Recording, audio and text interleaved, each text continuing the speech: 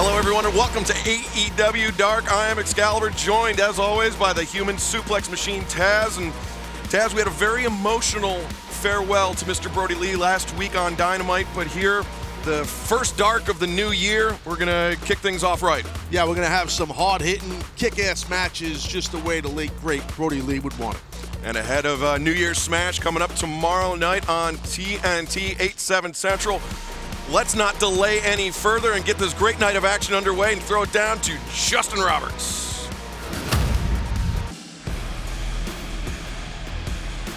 This contest is set for one fall with a 20-minute time limit. Introducing first, from Philadelphia, Pennsylvania, weighing 278 pounds, Nick COMOROTO. Taz, Nick COMOROTO, an impressive powerhouse.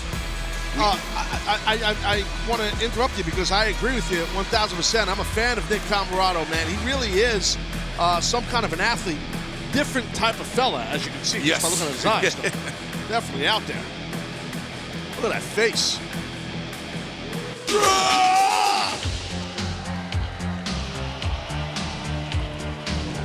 And his opponent, from Valley Village, weighing 157 pounds, Jungle Boy.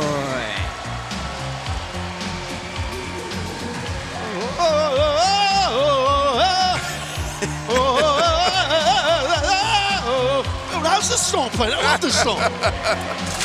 This is awesome. This is like a new thing, Excalibur. Yeah, this is new music. I was fade. What happened?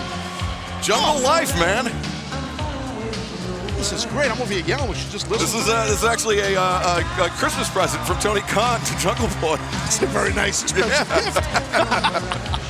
What are you saying? You'd rather have the watch? I feel like I'm back in high school. It's my high school didn't have guys look like Jungle Boy. That's a whole nother story. But anyway, yeah, this is back in the day, bro. This is awesome. Jungle life.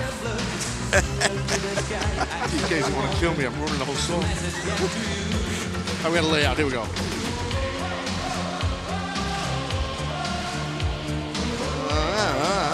Aubrey Edwards doing what she can to try to restore order here and get this match. Just play a song for the whole match. It'd be great. Nick COMOROTO, Jungle Boy going one-on-one. Taz, who's got the better hair here tonight? The better hair? Yeah. Aubrey. No, I would say Jungle Boy definitely does. COMOROTO, actually, I mean, just me playing, you know, armchair booker here, if you don't mind. Sure. I know it's usually for podcasters, but I digress. And here's the thing. Whoa, nice mat return right there by Big COMOROTO with a very impressive amateur background, by the way. The thing is, though, I do think Jungle Boy and Luchasaurus and Marko need to think about having COMOROTO as like kind of a caveman guy in the whole Jurassic gimmick. You know, I like where you're headed with this, Taz. Just between you and me. I don't want to know. Okay, yeah. I mean, good thing you only said it on AEW Dark. Just between us. COMOROTO sent Jungle Boy up and over. Jungle Boy using his speed, gets a shoulder into the midsection. And Jungle Boy floats off the back of COMOROTO coming in, but COMOROTO scoop. Oh, Jungle Boy with the escape and the drop kick.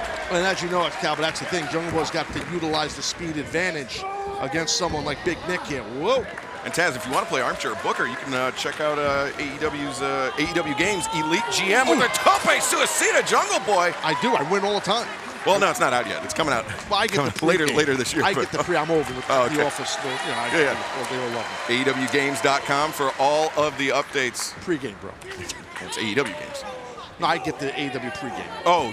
No one else gets That's what it's called when you're drinking in your dressing room. That's before the show. Yeah, I know. That's exactly it. Waistlock there by Jungle Boy. That's true, actually. Oof. I know, that's why I said it. I know you know. Never told a lie. I know you know. Oh, no! Oh, my God, face first. COMOROTO. Oh. Sending Jungle Boy into the center strand, lateral press. Oh, that would, I mean, Jungle Boy really, that's smart. Like COMOROTO going right back to the face, grinding his forearm against the cheek. And not a lot of mustard on those kickouts, Taz. No, I mean, that will rock your world. You get thrown face first into one of these steel cables, a steel cable ring, which is rubber, you know, like a garden hose type thing over it and tape. That's steel under there, folks, those ropes. We say ropes, but it is a misnomer. It's COMOROTO. Big vertical suplex. 2. And Taz, this is exactly the type of match that COMOROTO needs to wrestle. I agree. I mean, and just keep it in the middle. Just ground. Just do your best to ground Jungle Boy. Obviously, the live audience here is behind Jungle Boy, but if you're COMOROTO, don't let that distract you. He's got snot rocket. He's got all sorts of like. I believe it's a snot satellite, Taz. Okay, satellite. It wasn't a rocket yet, unless he does the. Jungle Boy sent into the ropes, kick to the chest of COMOROTO. Ooh, another middle kick. Well, that's the thing with Jungle Boy. Oh, man. Backbreaker, nasty. The thing with Jungle Boy, and I know you know this, Excalibur, a lot of fans might not realize actually how tough, how physically tough he is. He's a tough dude. He's a good-looking guy. He's in great shape. He's not 6'6", 300 pounds. He is tough, triple tough. I promise. Yeah, he's very durable. Yeah. He's somebody that, more often than not is giving up size to his opponent and really is able to fight through that. Similar to, and I hate to say this while you're here, but similar to Darby Allin. Right. No, hey, I get that. That's one of the things, the resilience of Darby Allin that many months ago I tried to align with Darby Allin because I respected out of him. Now my team just beats it out of him. We just beat the resilience out of him. That's it. Yes. Oh! Yeah. Good job right there by Jungle. Great comeback clothesline there by Jungle Boy. He's fired up. Now those kicks across that big barrel chest of Nick COMOROTO. Great series of kicks. Jungle Boy puts on the brakes, comes charging in. COMOROTO with the scoop. Oh, my God. Oh, man. Just running power slam. 1, 2. No. Jungle Boy able to kick out. That was some running stampede type power slam right there. Man, he is just an animalistic looking caveman. Schnaby's gimmick, and he really is just wicked looking dude. But right now, I think might be doing himself a bit of a disservice, allowing Jungle Boy a little moment or two to recover, or perhaps not, as he reverses him into the corner. Nobody home there. COMOROTO hits the top turnbuckle, and the drop kick to the outside of the knee. Yeah, I don't think COMOROTO should have went for that knee in the corner. That did not work for sure. Jungle Boy, the kick to the jaw, and now setting up COMOROTO. Oh, just the back flipping knees driving into the back. And now Jungle Boy looking for the snare trap. He's got it locked in. And COMOROTO, with that damage already done to the knee, cranked back on the neck. Jungle Boy victorious. Winner of this match, Jungle Boy. Taz, the night was over for Nick COMOROTO as soon as he missed that big running knee in the corner. Yeah, no, that was the thing that hurt him right there for sure. I think that was just a mistake, and sometimes you make mistakes in matches. This one caught Nick for sure, and Jungle Boy was able to capitalize on that. A great victory here tonight for Jungle Boy. Jungle Life! Yeah! Jungle Boy and Luchasaurus will meet FTR in 8 days' time on night 2 of AEW's New Year's Smash.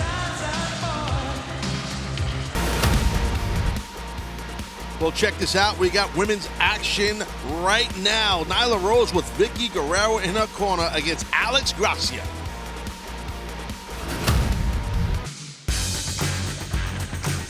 This next bout is set for one fall with a 20-minute time limit. Introducing first from San Antonio, Texas, Alex Gracia.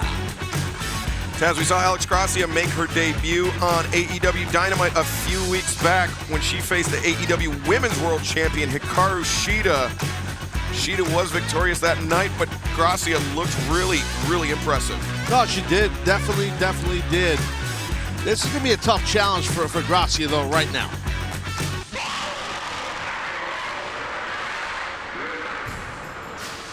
And her opponent, to be accompanied by Vicky Guerrero from Washington, D.C., the native beast, Nyla Rose.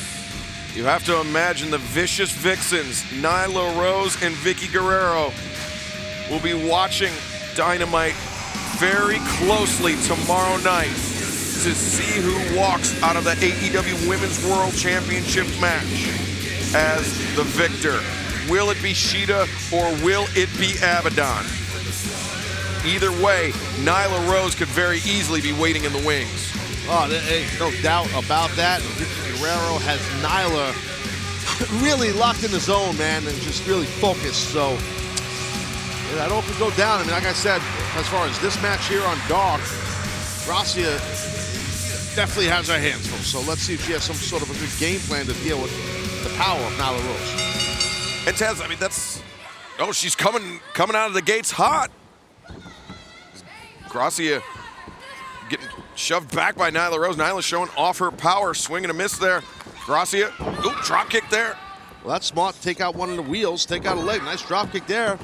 Gracia, consecutive drop kicks, and now raining shots down on the former AEW Women's World Champion Nyla Rose. Gracia, gets scooped up and dropped down. Again, that's that strength we're discussing. It's so impressive, Nyla Rose. And you said game plan. That's something that's very important for Alex Gracia. She has to come in here focused, and she cannot afford to deviate, especially against somebody like Nyla Rose. Yeah, just make one little mistake, and then you get caught, and that's a problem. I think that happened already now to Alex. Alex Gracia just got leveled by that clothesline. She might be knocked out. Oh, no. Nyla, oh, no. Oh, the Beast Bomb! 1, 2, 3. Whoa! The winner of this match, the Native Beast, Nyla Rose. Has a major statement victory here by Nyla Rose. Yeah, no, I agree completely. Right here with this Beast Bomb, just sit out, basic power bomb, just impressive. We've seen Rose get so many victories with that maneuver. And just notch up another one for momentum for Nyla Rose.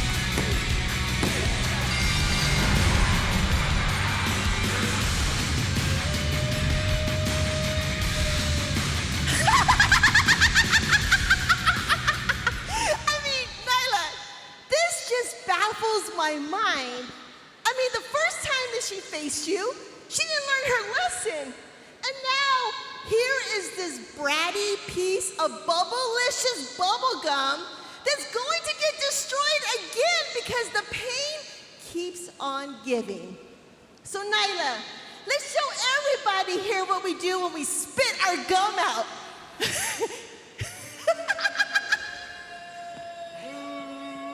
Don't you learn your lesson, little girl? I mean, gosh, this is just pathetic. Are you hurting? Are you hurting? Really? Oh, gosh. Oh. Oh, what?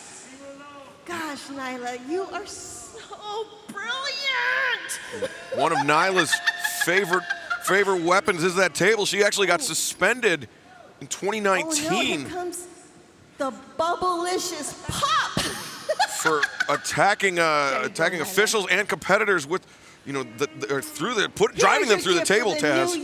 Yes. Ooh, there you go. And put the gum under the table. Oh God! And put Gracia through the table.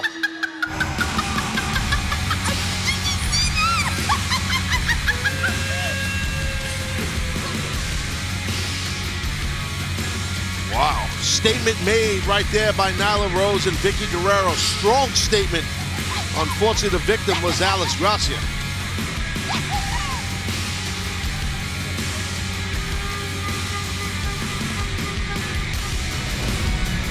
See right here, just driving spine first right through the table. Good gosh. Another great angle of it right here. Another shot of it. Brutal. Yeah, brutal powerbomb there by Nyla Rose. The AEW Women's Division has been put on notice by the Native Beast.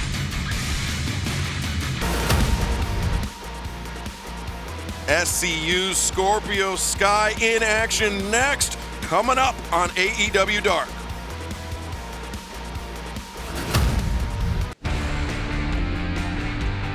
This contest is set for one fall with a 20-minute time limit. Introducing first, from Santiago, Chile, weighing 172 pounds, ARIEL, LEVY. Taz, the Chilean-born ARIEL LEVY, making his return to AEW Dark. We saw him compete here last year, looked impressive, but is still searching for his first victory in All Elite Wrestling. Yes, the question I have for you, Excalibur, and everybody else here watching Dark, will the levy break? Reach for the sky, for flex on your dreams, raise it to the top, show the world what it means. And his opponent from Los Angeles, California, weighing 208 pounds, Scorpio Sky. Scorpio Sky, a tremendous athlete. Like one of Taz's favorite competitors here in AEW that is not a part of Team Taz. Sky is, look, man, you know Sky a long time, Excalibur. You've seen him compete for a lot of years at high, but man, he is. I feel like he can do whatever he wants to do. Given the opportunity, he's that damn talented. He's that damn experienced. Real deal right there, folks. Scorpio Sky, no doubt.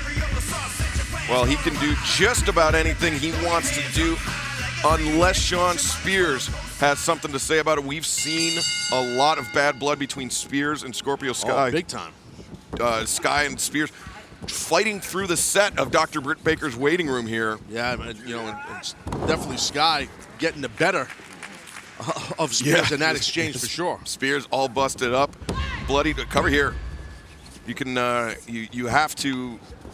I mean, Spears is not going to take that lying down. No, of course not. See right now, Scorpio Sky. Levy got to be careful here trying to exchange holds with a guy like Sky with his experience. Yeah, Sky definitely big experience advantage, and Sky much heavier handed than Levy, so he's got a lot of offense to look out for. Scorpio Sky once again knocking him back with that uppercut. You know, super quick hands does Sky have. Very resilient, very tough. Obviously extremely athletic. Here's maybe a Russian leg sweep, maybe not. Yeah, here it comes. There it goes. Well, that was smart. That's the experience, man. You know, he saw the guy Levy was trying to squeeze out of it, so he reset it. And sometimes you do that. Sometimes the best moves are not the smoothest looking, but once he hit that Russian, it was beautiful. It was, but Levy using the momentary distraction of the referee, or of Scorpio Sky by the referee, to his advantage, hitting a series of strikes with Sky with reversal. Levy, though, rolls through into the pin. Nope, just a one count, says referee Aubrey Edwards. But Levy, the driving knee strike, comes through, hooks the far leg. Great job collecting the hands there, pulling in the grip, Taz. Yeah, but again, showing that prowess, that toughness we're talking about when it comes to Sky, able to get off his back. Levy had a good flurry of exchange there, and he's keeping the pressure on. I mean, so that's smart. Sometimes a body shot, I don't know if he's getting all of those forearms, the way Levy's doing those forearms to the face. That's why you're seeing Sky body up on him. And you have to remember, Sky did compete in mixed martial arts. Sure, yeah. A few fights under his belt, and very well-rounded. I think he just basically punched him in the face, and maybe he's going to punch him again in the face. Levy sent into the ropes, ducks the clothesline. Scorpio Sky throws the back elbow. Levy misses. Oh, God. He faked with that clothesline and caught him with the rising knee strike, and then drove him face first into the canvas. I mean, Levy almost got his teeth knocked out. Scorpio Sky doing some cerebral wrestling, some cerebral striking here tonight. Maybe a little suplex coming here. Oh, maybe not. Nice counter. Levy escapes out the back door, lost his footing, but the neck breaker there. The lost footing didn't matter as Levy with an opportunity here. 1, 2. Hooked both the legs, but Sky able to kick out. Yeah, this young man's getting a little frustrated, and that's what you don't want to do with someone like Sky. Well, you can't turn your frustration on the referee, because then you take your eye off your opponent, you give him a chance to recover. And you can't slap him on the back like you're playing friggin' patty cake either. Did you see that? Yeah, Sky. What the hell was that? Ooh. Slipped that. It was a nice slip into the drop kick. He slipped, bobbed, and weaved, Taz. And basically almost knocked his head off with that drop kick. Big Kobe from Scorpio Sky there. He's got Levy up on the shoulders, and now the TKO. Yeah, with force and impact for sure. Scorpio Sky makes it look easy. The winner of this match, Scorpio Sky. Yeah, as of late, Sky has been very intense, very focused. I was talking to him earlier today backstage for a second or two, and he wasn't in a talkative mood. And usually we'll have long talks here and there. Yeah, so he's locked in, man. You have to imagine Sean Spears weighing heavy on the mind of Scorpio Sky, but Sky able to fight through it tonight and pick up a very impressive victory over ARIEL LEVY here tonight. Well, we found out, Excalibur, the levy has broken.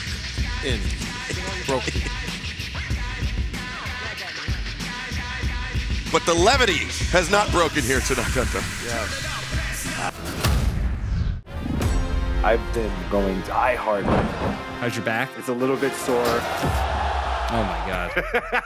What's up? I want to talk about wrestling with the week. Whatever we have interest in, we're going to chop it up. Did you get the PS5? Scorpio Sky and myself, James Willems, we're going to be talking about video games. We're going to be talking about pop culture. Have you seen the New York subway rat man? What? We're going to be recapping AEW. We're basically going to be talking about the week. Make sure you subscribe now.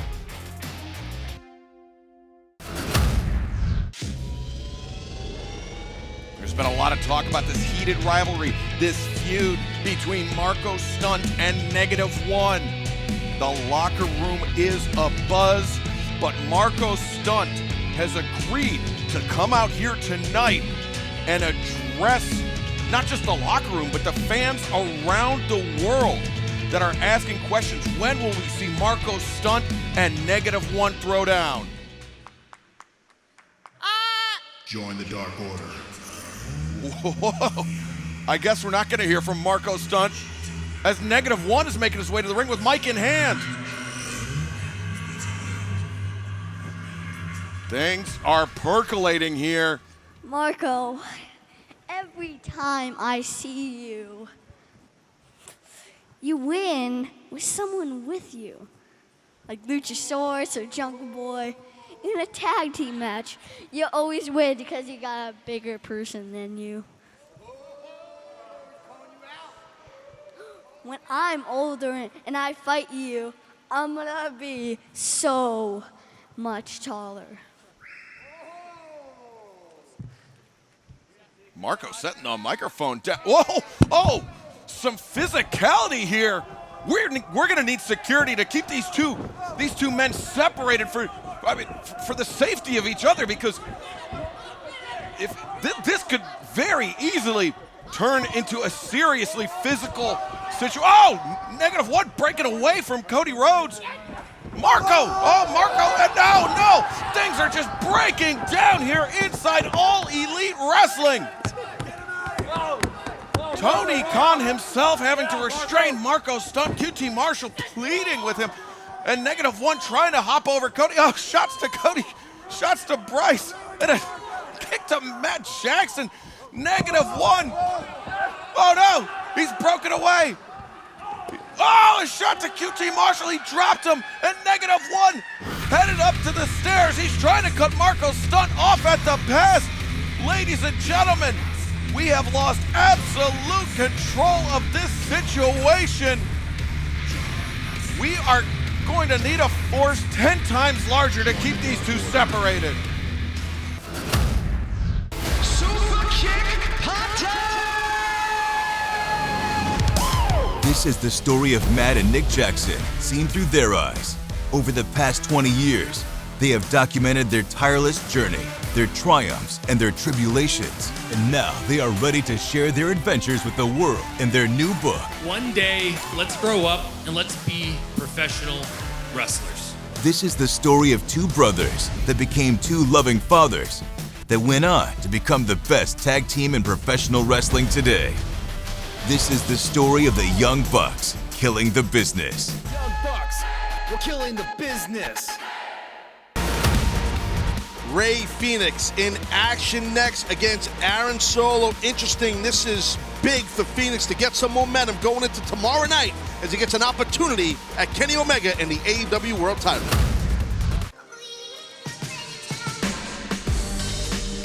This next contest is set for one fall with a 20-minute time limit. Approaching the ring first from South San Francisco, California, weighing 175 pounds, Aaron Solo.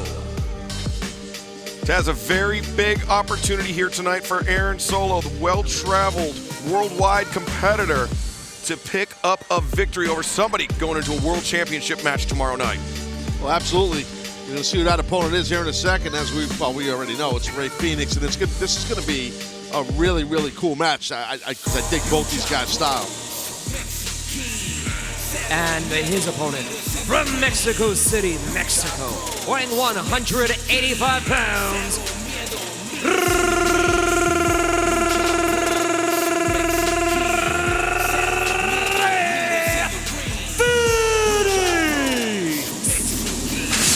Have to get some oxygen for Justin Roberts after that one. Yeah, you know what has to happen one day to Justin Roberts? He's going to have to drop like maybe some kind of a sharp object on his tongue. I mean that in a bad way, you know, Justin knows how I am. Nice thing. As we mentioned, Rey Fenix, one half of the Lucha Bros, 1/3 of Death Triangle, could be your next AEW World Champion. He will face Kenny Omega tomorrow night on AEW Dynamite, the special New Year's Smash, Night 1. And Taz, I mean, that is a very highly anticipated matchup. Oh, it's going to be a spectacular matchup between Omega and Fenix. There's no argument on that at all. But I do think here, if you think you're just going to buzz right through an Aaron Solo, I understand his record here in AEW. Solo here rolls him up. But still, Solo, as you pointed out, is a world traveler. He's been around a long time and knows what he's doing. So it's not going to be easy for Fenix. Solo here with the lateral press. Fenix escapes out. Aaron Solo actually faced Jushin Thunder Liger in his final match in North America before he retired last year. Oh, I didn't know that. Yeah, and it's so he's not unfamiliar with the eyes of the world being on him. I faced Jushin Thunder Liger in his hometown on his birthday, and I lost. How about that? How about that? That was a lot of years ago. Swing and a miss there. Ooh, stalemate between Solo and Rey Fenix. And Taz, tomorrow night, Rey Fenix will have his brother Penta El Cerro Miedo in his corner. Oh, yes. But in Kenny Omega's corner, of course, will be the I'm trying to figure out how to say this politely. That Rat Fink Don Callis. Rat Fink. It's a nice way to put it. And so Callis and Omega, they orchestrated this big steal on Jon Moxley and his AEW World Championship title. And so it would be very, very nice to kick off first time. Oh, Fenix rolls up Solo here. It'd be very nice to kick off the first Dynamite of the new year and see a new AEW World Champion crowned. Someone like a Rey Fenix at any time, you give him an opportunity at any kind of championship. Let's just look at this man's athleticism. He's a freaking How do you prepare for that? I don't know what to tell you. I know how great our champion is in Kenny Omega. I do, but no matter how good you are, it's tough to deal with somebody like Fenix. The guy is just so unorthodox, unpredictable, and talented. And speaking of Moxley, we will see his return to AEW tomorrow night on that special holiday smash, New Year's Smash edition of AEW Dynamite. As Solo here covers. Fenix kicking out with authority. Yeah, strong kick out, you're right. Solo smart, just stay right on him. But he got really chopped hard in his chest. You can see Solo's chest is all redded up. Rey Fenix getting out. Solo, you can't afford to underestimate Rey Fenix like that. But actually, now just stand with his full weight across the back and shoulders of Fenix. Wow, he's getting on Penta, too. He's in control right now, so I think, Solo's feeling it. He's in control, but he can't afford to get cocky here. Right. You can see that chop right there by Fenix. There wasn't a lot of mustard behind it. He's hurting. But, think about, Fenix from his knees and then from a seated position, chopping up at Solo, still able to generate some force. Just imagine how tender, though, the chest is, dude. I mean, look at his chest. Nice Solo float over there. Floats over. Phoenix kicks out, but, his chest, his neck, look at that, man. It's like a roast beef that's rare. We say so much about the agility of Rey Fenix, but his striking is pretty powerful, too. I mean, his kicks and his chops. So Kenny Omega is going to have his hands full tomorrow night against the challenger, Rey Fenix. And Fenix, that downward knee strike from the suplex position. Fenix coming off. Oh my! Wow. That was explosive. launching off the bottom rope, hitting the rolling soul button, knocking Aaron Solo out of the ring. Rey Fénix put on the brakes as Solo came back into the ring. High Gary Solo ran right into it. Rey Fénix, wow! Step through, hits the tiaras. Just so fluid, Taz. Yeah, no, he's so smooth, so fluid. He really is so impactful. Oh, nice shot by Solo. Solo has him hooked and drops him over the top. Grabs a far leg, covers. No, didn't have enough weight distributed over the shoulders. It's close, though. You see Aaron's he's getting a little pissed off because he thought he had him there. And if Solo picks up the victory here tonight, Taz, and Fénix picks up the victory tomorrow, you would have to imagine Aaron Solo would probably be the #1 contender to the AEW World Championship. Man, that'd be something, huh? What a way, what a first victory in AEW that would be for Solo. Oof. He hits the screw high kick, rolls up Fénix, one, and this could be it. No! Very close right there. Solo needs to keep the pressure on here. Solo's stepping up. You see your name is on the, on the lineup to face someone like Rey Fénix, especially before he's going to face, Omega for the World Championship. That's heavy, man. That's a big challenge, and Solo's been doing great so far. Rey Fénix, area code shot to the face of Solo, knocking him back towards center. Fénix rolling through. Oh, man! I saw him loading up for that. I'm like, oh, man. 1, 2, no! Solo kicks out. Yeah, I thought he was going for like an elbow or something like that, but he twisted in midair. Midair, dude. Yeah, Solo was bracing for the shot. I used to do that. No. Maybe not. You gonna send the C&D to Fénix? No. Oh! Fire, thunder, driver, 1, 2, 3. The winner of this match, Rey Fénix. Taz, are we looking at the next AEW World Champion? Well, quite possibly. We're going to find out tomorrow night on Dynamite. I mean, that could happen. I mean, he's primed and ready to go, is Rey Fénix. His brother's giving him that love right there. He's got a lot of momentum here. We shall see what happens, but just so athletic and tremendous. And I think you got to tip your cap here to Aaron Solo in this match. He had an excellent outing, just not enough. Yeah, Solo brought it here tonight. But Rey Fénix, man, he is, he's been in the gym, he's been training, he's prepared, and I think he is in peak condition, ready to face Omega tomorrow night. Why is Knox raising his hand? He didn't win. What the hell was that? Come on, Rick.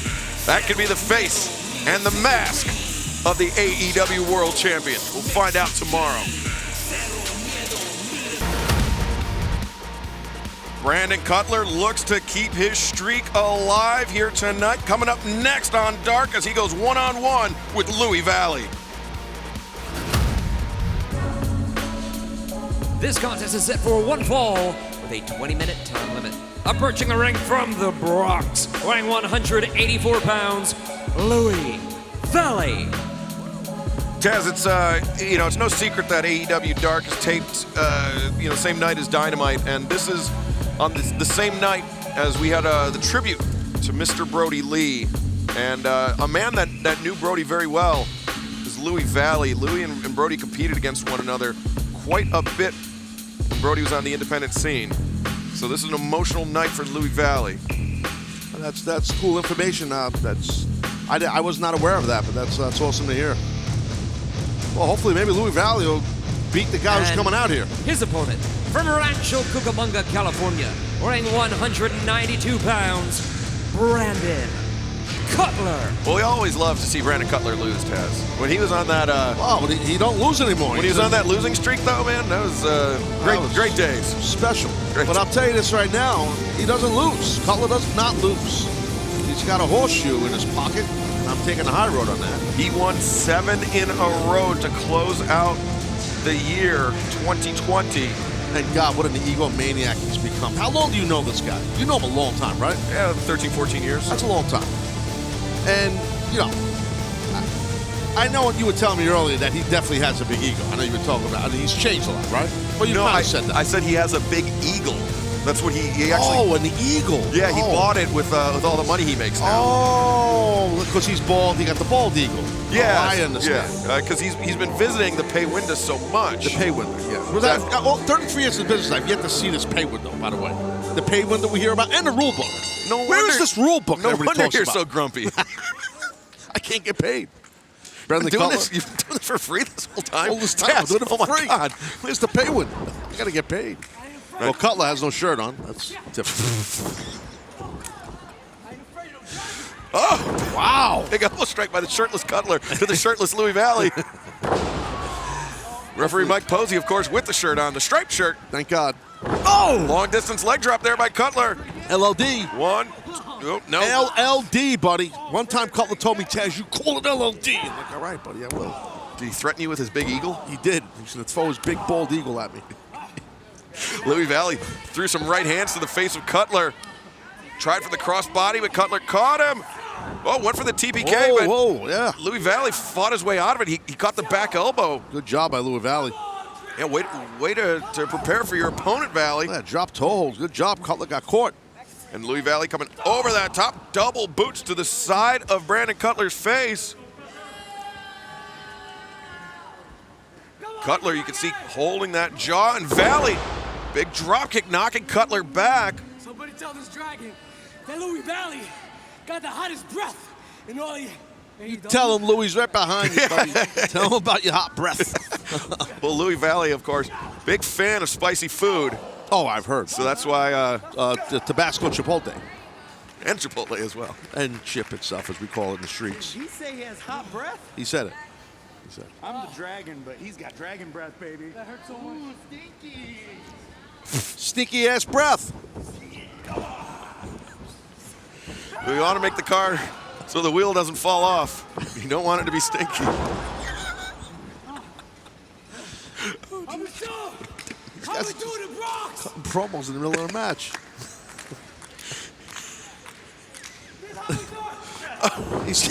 Oh, God, Louie Valley got knocked on his ass. My God. Louie Valley he's looking at the jib camera trying to cut a looking at the promo. jib saying, this is how we do it in the Bronx. Hey, Louie, I've been to the Bronx. There's no jib cameras in the Bronx. I promise. There's none of that on the Grand Concourse. Some people have no idea what a Grand Concourse is. Oh, man. Cutler now. Oh, Dragon Jones. Louie Valley being brought up, but I think he gouged the eye of Cutler. Great. I mean, that's how to do it in the Bronx. That's a pretty heads-up escape there from a suplex. Irish whip attempted there by Valley. Can't get him off the ropes. Cutler. A bit of height difference. Ooh, steps over. Ooh. And the kick stuns Valley. Whoa, wow, really stunned him. Sometimes, Taz, you just hit a guy on the butt and yeah, you get rocked. Make him drop and kick to the chest. Cutler boot to the side of the head. And coming over that top with the enziguri. Louie Valley on roller skates here. As Cutler has him up for the TPK.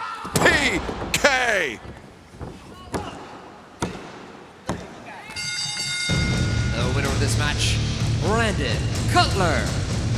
Brandon Cutler extends his winning streak into the new year. Now making it 8 in a row. The TPK ended the night for Louie Valley. Yeah, a lot of impact right there, Louie. No way he's kicking out. Brandon Cutler victorious here tonight, 8 in a row, and a great sign of respect for our friend, Mr. Brody Lee. I'm gonna be the best father I could be, Brody. If there's anything you've left us, it's how great of a father you were. I'm gonna do that for my kids. Peter Avalon has been on a bit of a roll lately. He hopes to keep the momentum going, but not if Angel Fashion has anything to say about it next here on AEW Dark. This contest is set for one fall with a 20-minute time limit. Approaching a ring from Carson City, Nevada, weighing 182 pounds, Pretty Peter Avalon. Taz, I'm going to go out on a limb and say Peter Avalon is the prettiest Peter Avalon in AEW. Oh, there's no doubt about it. I mean, I would never argue that. I've become a huge fan of Avalon the past week. Just the past week. I know it's not really a ringing endorsement, but I mean that in a really positive way. Oh, ladies and gentlemen, it is Positive time Pete over here. once again for Pretty Peter's pageant provocation. Yay! It's a very unique open challenge where only the best-looking people can challenge. Today, we have quite the fashionista. Ooh, here he is, Angel Fashion. Did Justin Roberts' job for him. Justin, you can just go home. Yes. Go home.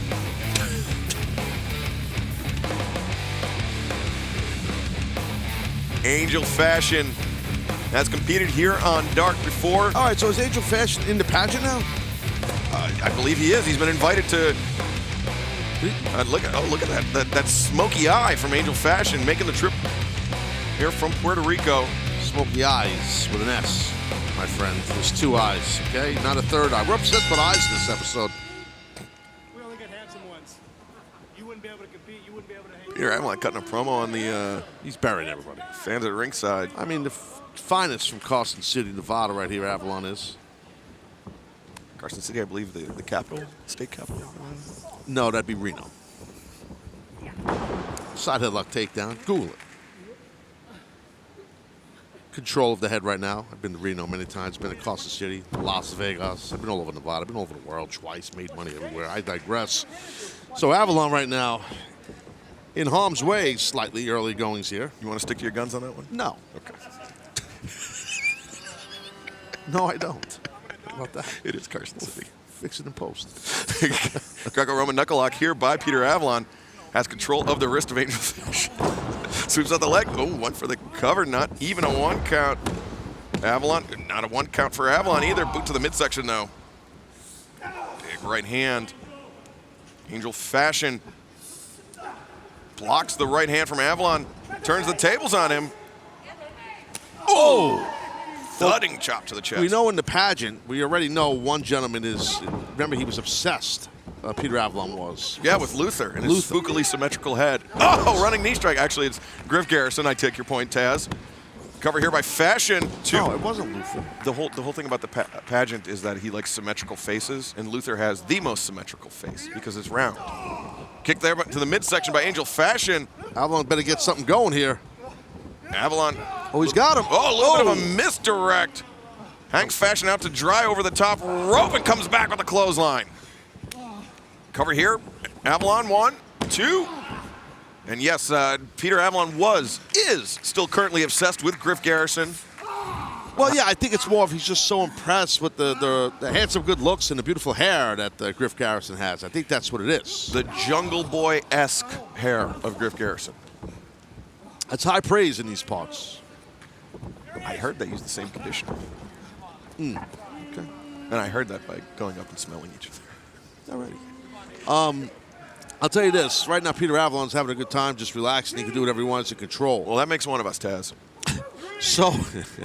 So, you know, if you're Angel Fashion, you got to try to do something here. If you want to grab an ankle, instead of just getting in the ring, maybe try to stop Avalon. Yeah, victory here for Fashion would break the winning streak of Peter Avalon, but Avalon showing no signs of slowing down here, grabs the far leg. But would he be thrown out of the pageant then if he beat Avalon? That's the cloudy info on this. We tried a few weeks back here on Dark to get the answers out of Peter Avalon. He was, Taz, evasive at best.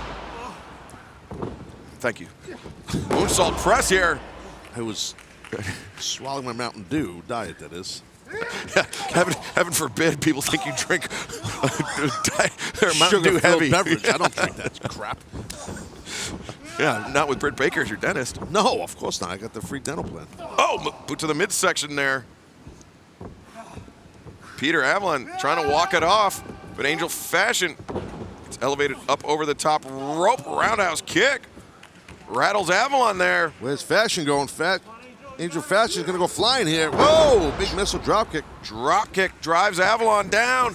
Hooks the far leg to no. Very close to a 3 count there, Taz. Yeah, that was real close. I thought I heard a third thump. I think that might have been Avalon's hand hitting the mat. Oh, Peter escapes out of the shoulder or the charging angel fashion, whose shoulder struck the post, and now the martinis. Whoa. 1, 2, 3. The winner of this match, Pretty Peter Avalon. Well, Avalon, another victory. Reminiscent another man who was on a losing streak, and there's those rugged, great looks he has. He's got just excellent eyes. His nose, if you filled his nose with nickels, you'd be a millionaire, bro. Ready, Peter Avalon showing no signs of a New Year's hangover here. Wow.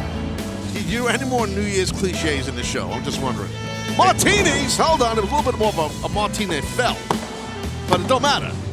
Angel Fashion fell, because, not the victor. Now, let's see. He's got the paper out for the pageant. It's actually 8x10. Oh. Autographed. That too. Peter Avalon, 8x10. That means he's in, right? Sealed with a kiss from the pretty one himself. There's a Sharpie to want to borrow. I hope Justin Roberts has another pen.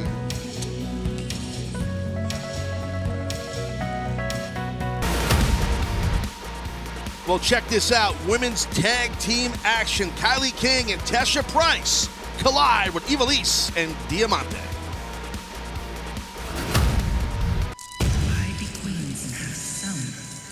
This is a tag team contest set for one fall with a 20-minute time limit. Approaching the ring first, the team of Kylie King and Tasha Price. Taz, 2019 was the year that women's tag team wrestling got its place in the spotlight here in All Elite Wrestling. Ivelisse and Diamante winning the first ever Women's Tag Team Cup tournament. But Tasha Price and Kylie King with a big opportunity for themselves here tonight. Kind of like this team. Let's see what they got. I mean, it's interesting. Interesting look by these two young ladies. Tough competitors they're going against, though. And their opponents, the team of La Sicaria, Ivelisse, and Diamante. Taz, a lot of smiles on one side of this match and a lot of mean mugs on the other. Yeah, no, I think that's a very good observation by yourself, Excalibur. Hey, thanks, Taz. Broken clock's right twice a day. That's it, buddy. And interesting matchup. But King and Price, yeah, the smiles quickly go off their face when it's go time, as you can see. Oh, watch out. Diamante and, Bryce Remsburg is going to have his hands full here Bryce tonight. Definitely going to have his hands full. And Bryce is a very exuberant referee. He's a tremendous referee. I've had my issues with him on Dynamite, trust me, more than once. More than once, but he's a good ref. You've had your issues with every single member of the referee corps here. They're all annoying, okay? All of them. Kylie King, though, showing her power there. That gutbuster. What the hell? On Ivelisse. Tags out to Tasha Price. Well, yeah, they have a good time. Tasha Price and Kylie King, but they're getting it done early going here. Look at this. Some early teamwork there from Price and King. Tasha Price off the middle rope, comes down. Arm drag. Went for the hip toss. Ivelisse put on the brakes, knee to the midsection. Tasha Price goes over and takes down Ivelisse. I think she wanted to land her feet on that, and she didn't. And that was smart to counter off her own. Losing her feet with that arm drag, but then got caught here by Ivelisse. And Diamante with an extra shot on the outside for good measure. Ivelisse drops down, Price covers, hooks the far leg, just a 1 count. That was a hard landing. Price landed really hard in the back of her head there. Hopefully she's all right. That was not a fun-looking landing the way she landed. Not at all. It was flat, but it was nasty thud there. And now Diamante into the ring, chop to the chest. You can see that might have got a throat. Yeah, Tasha Price is in trouble here. Diamante teeing off those elbow strikes. Well, we've seen Tasha cover here. We've seen Tasha Price compete many times, multiple times, I should say here, and she's tough, as you know, Excalibur. But the thing is, if you get singled out right now by Diamante and by Ivelisse, and you can't tag in Kylie King, that's going to be rough, man. That's going to be real rough for Price. She's going to pay the price. Oh, that's a good one, Taz. Well, you want to do cliches? I can do cliches. How about that? Shoulder to the midsection of Tesha Price by Ivelisse. Tags out to Diamante. We mentioned the Women's Tag Team Cup tournament last year, won by Ivelisse and Diamante. They have proven to be formidable competition as Diamante covers here. Formidable competition to all members of the women's roster here in AEW, and making something of an alliance with Jade Cargill, Nyla Rose, Vicky Guerrero, all finding a common purpose here. I think that's an impressive alliance. If those ladies can get things to going and get some cohesion, I think it's a really good thing. For sure. Tesha Price trying to fight out of jeopardy here. I've had a lot of people. They would like to see they wonder who is the first female member of Team Taz going to be. That's a lot of people. Well, how do we know that's going to happen? How do you know? No one knows that, but we have so many awesome women here. We have 4 awesome women wrestlers here in AEW in the ring right now. If that happens, it could be one of them. How do you know? You don't know. I don't know. Who knows? And I'm the guy who runs Team Taz. I should know, but I don't know right now because I'm still thinking. Do the Team Taz hats come in women's sizes? Well, I didn't think of that. Tesha Price makes sizes. They're adjustable. Yes, they do. Yes, the answer is yes. Thank you. Makes the tag out to Kylan King. Ivelisse was tagged in by Diamante. Kylan King. Oh, fine. You have to be a woman with a really small head, though, because they go down to really tiny sizes. The adjustable isn't. Ooh, the boot. Ooh, and the high roundhouse kick. Jumping Enziguri. Oh no. Release German suplex. Ivelisse turned her inside out, yeah. man. 1, 2, no. Diamante there breaks it up for her team. She had to. That was good that Diamante did that. Otherwise, Ivelisse might have been done. Yeah, that may have ended the night for Ivelisse and Diamante. Up on the shoulders of Kylan King. Oh, look at this. Ivelisse gets version of like an octopus. Yeah, almost. Yeah, the leg though. Manjigatami type, and now Diamante. She's got grapes and double grapes almost in. Has the arms of King all hooked up, and now just wrenching back on her. Tesha Price trying to make it in. Ivelisse cuts her off, and the Cuban link spells the end of the night for Kylan King. The winners of this match, the team of Ivelisse and Diamante. I was smart, really smart by Diamante to do something like that on Kylan King because she's got long arms. You know what I mean? If you have someone with long arms, you can pull a move off like that. The range of Kylan King, perhaps her most dangerous asset. Ivelisse and Diamante neutralizing it. But those longer arms help with this submission. If you're like a type of lady who has like alligator arms, that's not gonna happen. So we established a lady that can have alligator arms and a tiny head. It's kind of weird. But I digress. Ivelisse and Diamante. I'd be a lizard lady. What do you want from me, Be a friggin' lizard lady, bro. Lizard lady. Like a salamander woman. Just trying to do my job. I hear you, buddy. Taz's favorite trio, Billy Austin and Colton Gunn, in 6-man action next here tonight on AEW Dark.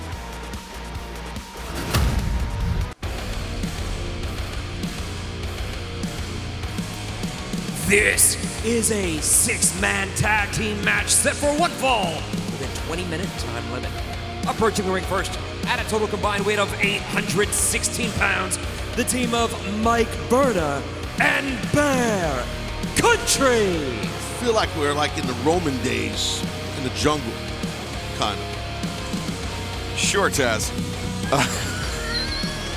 Mike VERNA, a few weeks ago here on Dark, was part of a trio that faced Gun Club, and we saw a really aggressive outing from Gun Club that night and a very impassioned Austin Gunn. And now Mike VERNA here tonight has brought in some backup. And their opponents from Orlando, Florida, at a total combined weight of 690 pounds, Billy, Austin, and Colton, the Gun Club. And Taz, if you were gonna bring in some backup, I think Bear Country, not a bad choice. No, I think it's an excellent choice by VERNA. Mike VERNA to do that for sure, especially dealing with Gun Club, you know, family, you know, sons and dad and all that stuff, and Billy's history and his legacy, and the talent that both these young sons have. You have two guys like Bear Country. We saw it's a size advantage. We saw it at the bottom of the screen there last year. Gun Club undefeated in trios competition. Yeah, that's impressive for sure. Let's see. It looks like Austin's going to start out here with Mike VERNA. Mike VERNA. Why are you saying it that way? It's a funny name. VERNA. You ever drink Verner's ginger ale? No. Oh, really? No. Schweppes. Oh, Verner's the best. There's a lot of chatting. Okay, gotcha. There's a lot of chatting going on. Billy was just recently in a bodybuilding competition. Billy was just in it for over 70, and he's gonna kill him. He's gonna kill him. I'm jealous. I wish I looked half as good as him. Tez, what? You look 49% as good as him. Oh, that's mean. Don't body shame me. No, you said half as good as him. I Can said body close. shame me. That's as close to half as you can get. Look at this. Billy's not Hempstead. Billy's not used to dealing with someone bigger than him. And yeah, Bear Boulder. Backing Billy into the corner. Bear Boulder backing Billy. Bodily. Bodily. Into the buckle. Nice. Well done. Back elbow from Boulder to Billy. Boulder now. Back first, Billy. Sends him Biller to boast. Billy. Whoa, man. Power slam. Not too many people can do that to Billy, but Bear Boulder is one of them, Taz. That was impressive. Mike VERNA doing it. Don't leave him in the middle like that. And now VERNA, he wants to get some of Billy. Yeah, Boulder setting him up. VERNA looking at. Hey. What is that? My name. I don't want to say.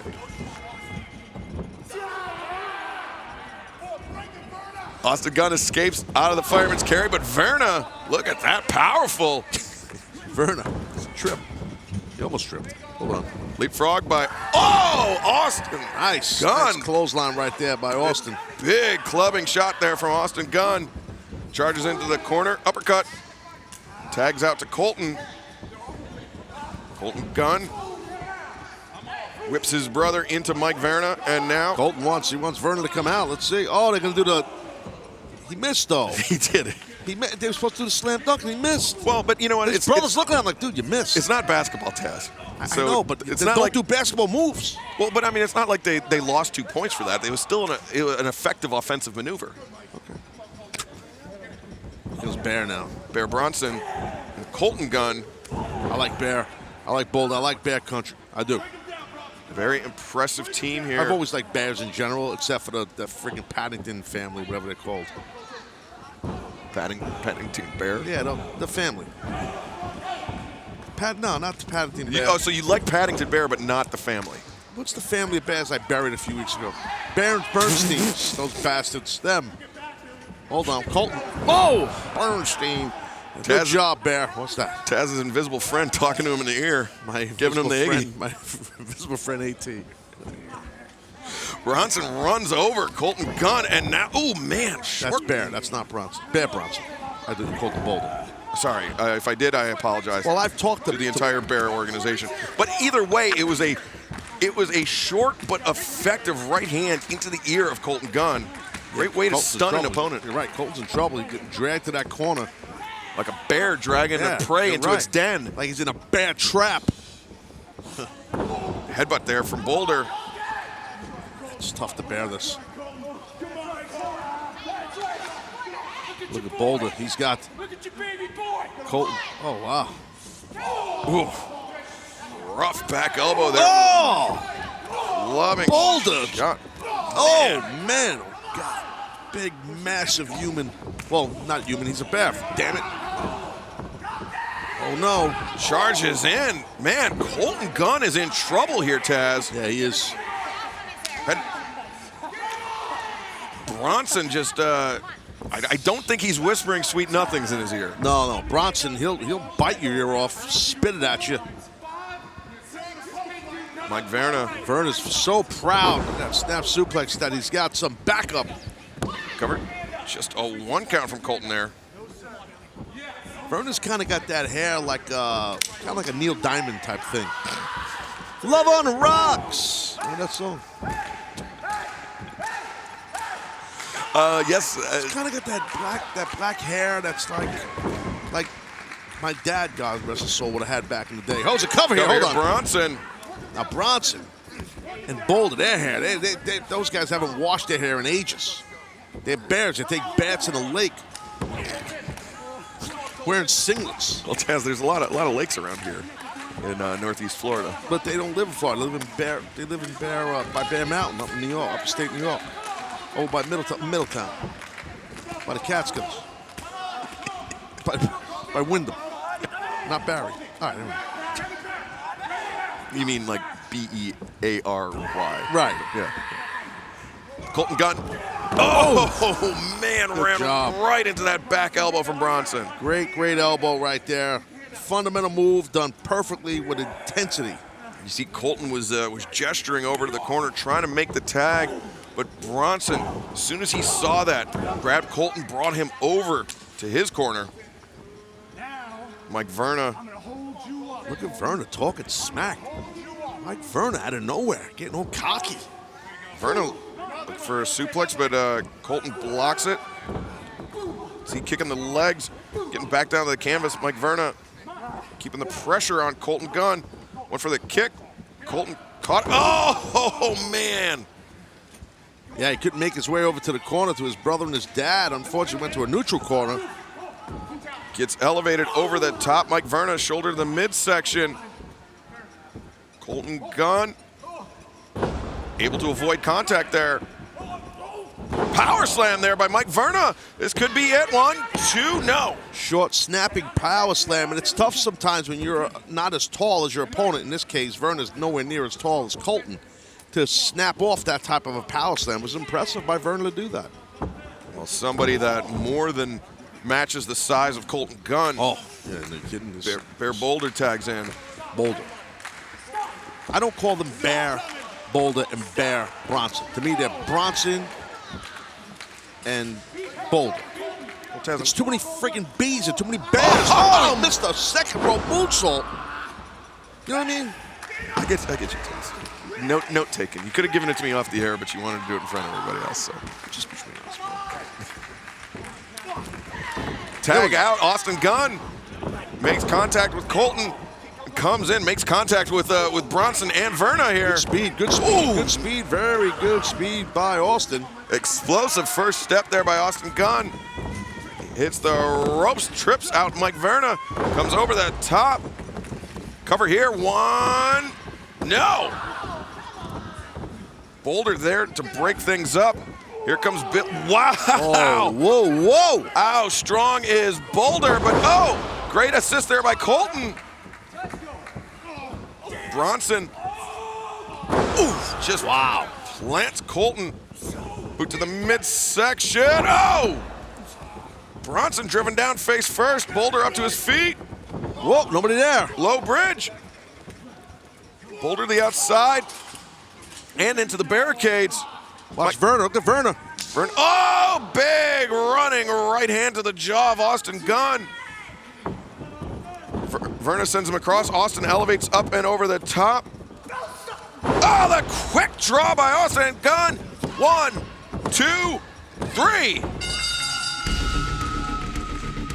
The winners of this match, the Gunn Club. Taz, what an aptly named finishing move because it was over in the blink of an eye. Yeah, very quick draw is, and I mean, it's. Some people say, it's a hip toss. No, that's not a hip toss. That's a hip toss into a kind of a quick snapping neck breaker. Kind of innovative stuff here. You'll see here, quick kind of snaps that neck over. I should say under, not over. Under right there. So it's a very unique move. I think it's a really cool move, and it's been successful for Austin. A great victory here tonight for Gunn Club, remaining undefeated as a trio in AEW.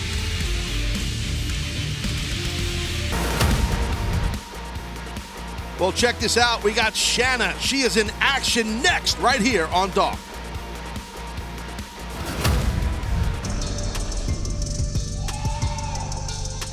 This contest is set for one fall with a 20-minute time limit. Approaching the ring from Los Angeles, California, Viperous. Taz, Viperous making her return here to AEW. She's looked impressive before. Yeah, very much so. I mean, the apparatus on the neck and those pointy... I believe you mean the coat. Pardon me? The coat. It's not an apparatus, it's a coat. Or a robe, perhaps. It's a neck. Yeah. And those pointy gimmicks. It's very cool. I'm trying to get, it's not often you see someone walk around with a pointy jacket. I gotcha. You're being so hard on me here. I'm trying And to have her fun. opponent, from Nîmes, France, Shanna. Let's see what Shanna's got here. Great seeing her back. Yeah, Shanna has made her return, made her residence here in the United States to get around the to be able to compete here in AEW, I should say, and been successful thus far since she made her return. We'll see if she can keep the momentum going. Before this match gets too far underway, Taz. It didn't start yet. Oh, the bell rang. I want to remind everybody that the Brody Lee tribute shirt is available now at shopaew.com. It's a great way to remember Brody Lee, and all proceeds will be donated directly to Brody Lee's family, John Huber's family.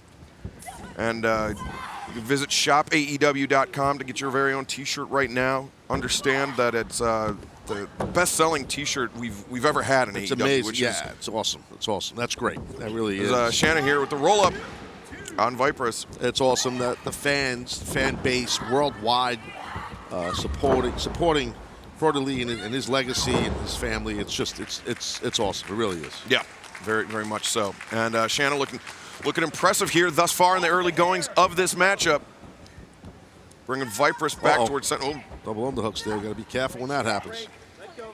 Many things could happen when that happens. It's not a good position you want to be, and that's why she got to those ropes real quick. Back elbow there from Viperous, and then grabbing Shanna by the hair, driving her back down. Viperous spent some time training in cover here in my adopted hometown of San Diego, California, with one of the competitors I've had many wars with, B-Boy. And I've heard of the B-Boy. Yes. B-Boy drop kicked my face off more times than I care to remember. Interesting. Yeah, that's why I wear the mask now. Okay, great. Yeah. I've never seen you without a mask. I've heard your face is caved in, but that's a whole nother story. Viperous, though, trying to cave in the face of Shanna there, the running boot to the side of the jaw. Viperous very impressed with herself, and that was an impressive maneuver. Yeah, cover here. Hooks the far leg, just a 2 count, though. The Viperous, she's got half the hair is gray-white, and the other half is black. Very interesting. Careful, careful, young lady. Gimmick infringement, be very careful. So, very careful. I own all that. Trademark Jones. Very, very nice of you to allow Anna Jay to use that Queen Slayer, that Kata Hata. Whoa, Anna Jay. wait a minute. No, she doesn't. I like her. She's a good person. Shanna fighting her way up to her feet. Takes down Viperous, though. Viperous slow to capitalize. Might have been a little rattled there. I think maybe you're right. Maybe slightly rattled for sure. Oof. That's how you bring a chop, right? Jeez. Chops there from Shanna. Oh, man. Just elbows and chops in the corner. Just completely overwhelming Viperous. Sends her across the ring. Follows up with a running elbow strike. Shanna. Another shot. Now brings Viperous back towards center. Running, leaping clothesline. Shanna has the momentum here, Taz. Yes. Viperous against the bottom rope. Shanna. Oh, man, running drop kick. Just blasting Viperous in the face. Now with the double there it is, underhook. Whoa. Oh! God, right in the face. Drives her down 1, 2, 3. The winner of this match, Shanna. Well, Taz, since her return to AEW in late 2020, Shanna has been undefeated, and the streak continues here tonight. Sure thing, double hooks right here, face first. Oh my God, Vipers land right on her face. That was a nasty landing. No way you're kicking out. Almost like a version of the Angel's Wings from Shanna, who's victorious here tonight on AEW Dark. Ahead of his big match tomorrow night with Cody Rhodes, Matt Sydal goes one-on-one with Baron Black next here on AEW Dark. This contest is set for one fall with a 20-minute time limit. Approaching the ring from Atlanta, Georgia, weighing 210 pounds, Baron Black. Taz, Baron Black is somebody that we're pretty familiar with here on AEW Dark, somebody that shows a high degree of technical proficiency. Oh yes, no doubt. Baron definitely does that. He's a student of the game. He works real hard. Been applying his craft as a pro wrestler for many, many years. So let's see how we can deal with a guy who's actually a veteran. And his opponent, from the Side Dojo in Clearwater, Florida, weighing 166 pounds, Matt Sydal. Well, we talked about Baron Black's technical proficiency. How about Matt Sydal? Started out his career as one of the premier high flyers in all of pro wrestling. But Taz, as we've seen in this, since he's come to AEW, he's really shown the tendency to use more submission-based holds. Yeah, we've talked about that a little bit in the past, and it's very impressive with Sydal because he's over the years, it's like this is like a second level to his career, like a newfound career, kind of to the point you're making. But because I've had the opportunity back in the day to call a lot of those high-flying antics he pulled off back in the day, and now just brings so much mat work into it and submission base is impressive. And both these guys are well versed in submission, so it should be hopefully a good mat savvy type match. Yeah, it'll be interesting to see who has the edge here on the mat. Baron's got the size advantage. Definitely got some poundage on him. A couple of inches. Nice go behind by Sydal. Side headlock. Want to remind everybody that tomorrow night, part 1 of AEW's New Year's Smash on Dynamite. Cover here. Sydal went for a quick pin. Matt Sydal will actually be facing Cody Rhodes in the Go Big Show match tomorrow night on night 1 of AEW's New Year's Smash. That's 8/7 Central on TNT, part of Dynamite. Yep. Big 2-week event. Yeah, definitely looking forward to it for sure. Let's see here, Sydal now, good control of that arm of Baron Black. Get that arm figure forward right there. Figure forward, a nice clasp across the arm as it's bent. And he put his weight down on the back of Baron Black to prevent him from getting up. Oh, great float over there. Deep arm drag by Sydal. The second one. And now Matt Sydal looking for the crucifix. Got him rolled up. Yeah, you can see Sydal was a step ahead on both those arm drags. And that's what happens when someone gets so deep on the arm drag. You maybe try to put the brakes on. Maybe that's what Baron Black, I think, was trying to do. But get heavy, so to speak. Right, get heavy, exactly. But Baron Black teeing off on Matt Sydal. Series of right hands, sends him into the ropes. Sydal steps up. Great tiaras there. Yeah, nice job by Sydal. Oh! Rolling soul butt there. Caught Baron Black on the point of the jaw. Dropped him to the canvas. Sydal in the driver's seat. Yeah, it seemed like the tide was turning towards Baron Black, but then Sydal, I think he felt it too, so he shut down Baron. Back elbow in the corner, step up enziguri. Baron Black is in trouble here, Taz. Matt Sydal might be going into Dynamite tomorrow night with some serious momentum. And that's what he's looking for. He is looking for that kind of momentum when you're going against someone like the American Nightmare, Cody Rhodes, for sure. And I can tell you that from experience from Team Taz and all the stuff we have to deal with Cody.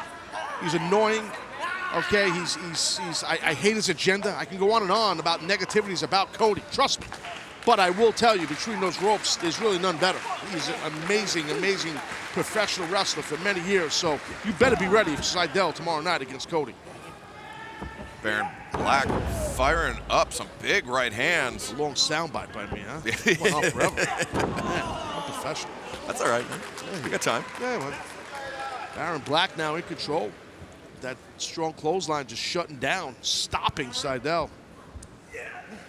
Little scoop and a slam in the slice. Reverse.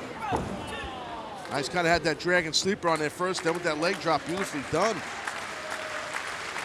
Now Seidel standing. Mariposa delayed twist. Crushing the chest of Baron Black. You can see Baron heaving there as Matt Seidel, his full weight comes crashing down, and that kick to the chest. There's another one coming. Oh, he got caught. Nice dragon screw right there. Dragon screw. Baron Black turns him over. Now has the bow and arrow on Seidel. No, didn't have the chin. Two. Just a 2 count there. Right, he missed the chin, and Seidel countered it. But Baron Black able to stop Seidel again. Yeah, Baron might have been a little too over-eager. He started pulling Seidel up before he had full control of the head. Seidel, sunset flip here. 2, no. Oh, look at this. Both arms captured, cranking on the neck. Yeah, nice submission hold right there. Really tough to get out of this thing here. You got to use your lower body. You got to kind of spin, turn to your... Well, I would have went the other way, but that's all right. That works for a cover. And Matt Seidel forced to abandon ship there on the submission attempt. But chopping down Baron with a big round kick, a swing and a miss. Oh, the atomic drop and backstabber combination. Could we be seeing an upset here? A good job by Baron Blacks. And then you have Baron Black, I should say, and then you have Seidel showing that heart, kicking out. Black really taking a methodical approach here, Taz, not really pouring on the pressure. Sometimes that's okay. I think if you know, with someone like Seidel, if you make a mistake, you get caught like that. So I was going to say, I think that's why it makes sense maybe to slow it down a little bit when you're on offense against a Seidel, because he can counter quick. Yeah, as soon as the pace picked up, Taz, you're exactly right. Yeah. Matt Seidel was able to counter, bringing Baron Black up to the top rope. Matt Seidel gets pushed towards the middle. Whoa! Great vertical leap there by Seidel. And the roundhouse kick. Seidel's got him hooked. Half right there, it's going back. Lightning spiral. 1, 2, 3. The winner of this match, Matt Seidel. Taz, Matt Seidel doing exactly as we said, building up momentum here, heading into Dynamite tomorrow night for New Year's Smash, and that match with Cody Rhodes, a lot of momentum behind Matt Seidel. And you see the respects right there to the late, great Brody Lee, armband. Look at this right here. Matt Seidel able, and again, you're right, exactly right, Excalibur. The momentum going into Dynamite. The momentum is the key against someone like the American Nightmare Cody Rhodes for sure. Well, we will see it unfold tomorrow night, 8/7 Central on TNT, night 1 of AEW's New Year's Smash.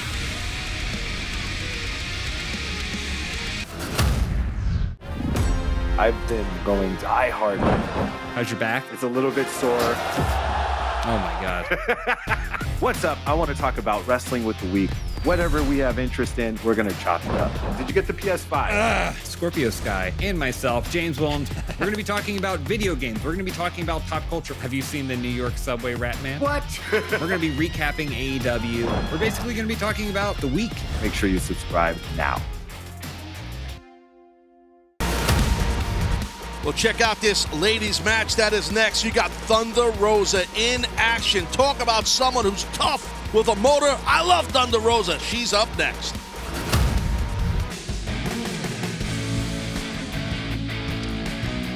This bout is set for one fall with a 20-minute time limit. Approaching the ring from the Ocean State, Ashley Vox. She did. She reeled us in. She did. Ashley Vox making her AEW debut here tonight, primarily a tag team competitor alongside her sister, Delmi Exo and Team C-Stars. She will be going one-on-one with Thunder Rosa here tonight. You know where the Ocean State is, right? Where is the Ocean State, Taz? It's Rhode Island. Is it? 99.9% sure. I believe you, man. problems. I believe you. I'm over huge in problems. Huge. And her opponent from the graveyards of Tijuana, Mexico, Thunder Rosa. Well, to have somebody that's over huge in Providence and just about anywhere else is Thunder Rosa, who in 8 days' time will meet Dr. Britt Baker, DMD, on night 2 of AEW's New Year's Smash. It's been brewing. It's been brewing with Baker and Rosa for sure. It most certainly has, and we will see if Ashley Vox can make the most of her opportunity here tonight.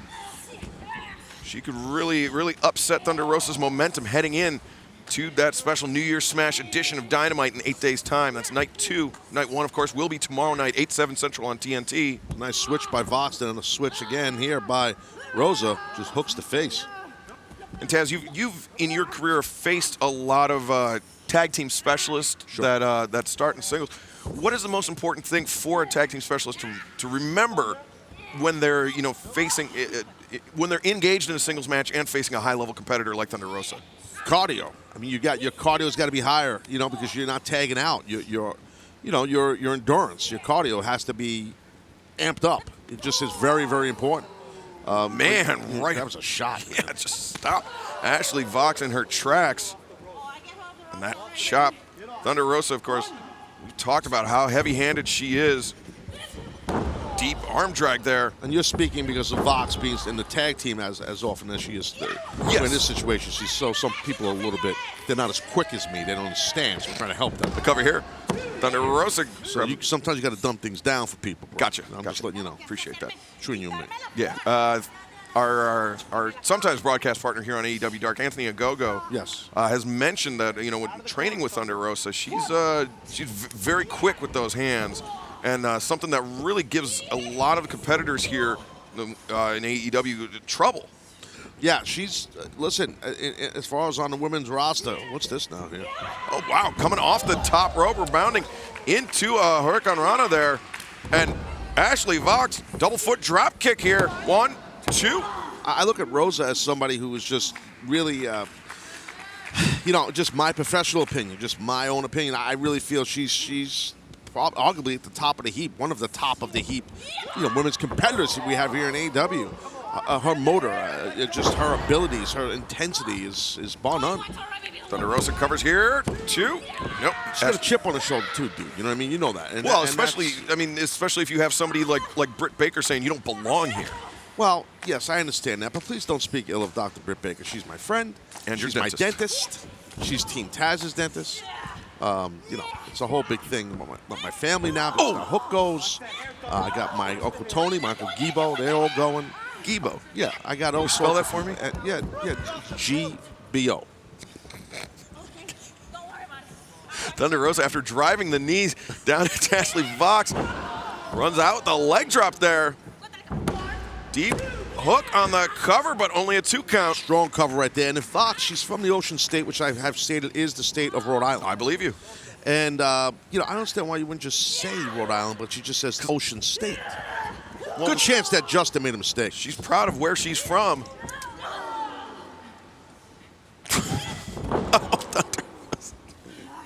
Taz losing the plot here.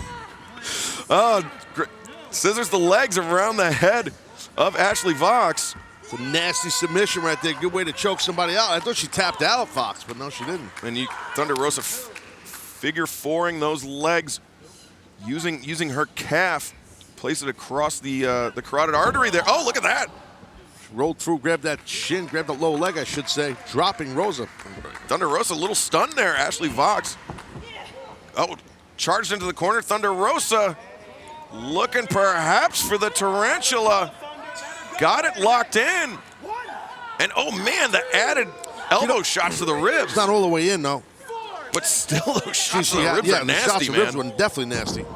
I've been in the damn tarantula. That when that's locked in, bro. Especially by Tajiri, who I shouted out here last time. He didn't put me over. But well, I meant like recently on social media. I didn't be put over at all times. Matches he did, yes. Okay, that's just being transparent. That's all. Just like to be honest. Boots to the face by Ashley Vox.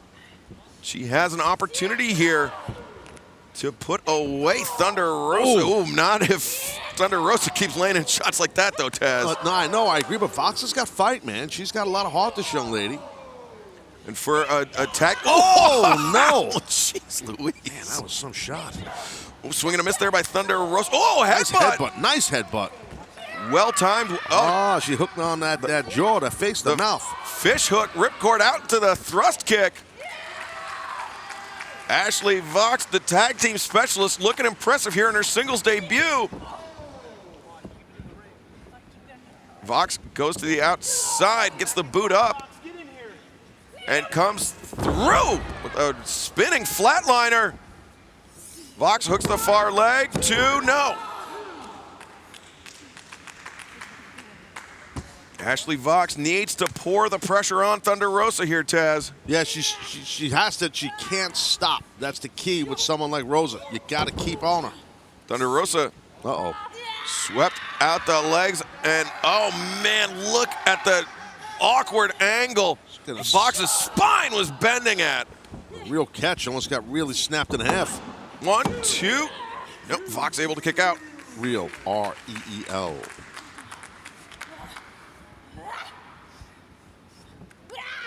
Thunder Rosa. Oh, no. Whoa, look at the counter. Was looking for the Fire Thunder driver, but no. Vox grabbing a hold, just trying to keep the pressure on Thunder Rosa, trying to slow down the pace. Sometimes that's the right thing to do, but oh, no. This is not good for Vox. Vox up on the shoulders of Thunder Rosa. Oh, man. Thunder Rosa spins her out into a neck breaker. 2. No, Vox, wow. Vox still in this fight. She's tough. Young lady is tough.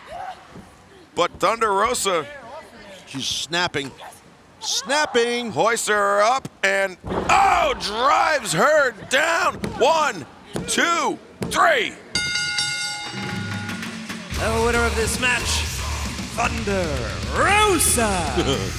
Taz, your dentist better watch out. Dr. Britt Baker, yes, she needs to be very careful because Rosa is locked and loaded, and she's super intense, and she's very violent and very aggressive and very talented. Look right here, Vox is driven on the back of the head, then boom, right there on the spine. That Fire Thunder driver ended the night of Ashley Vox and Thunder Rosa. In 8 days' time, we'll meet the good Dr. Britt Baker. And Taz, I think it's gonna be a war. Tag team action coming up next as Lee Johnson and the captain Sean Dean join forces to take on the acclaimed Platinum Max Caster and the 5-tool player Anthony Bowen.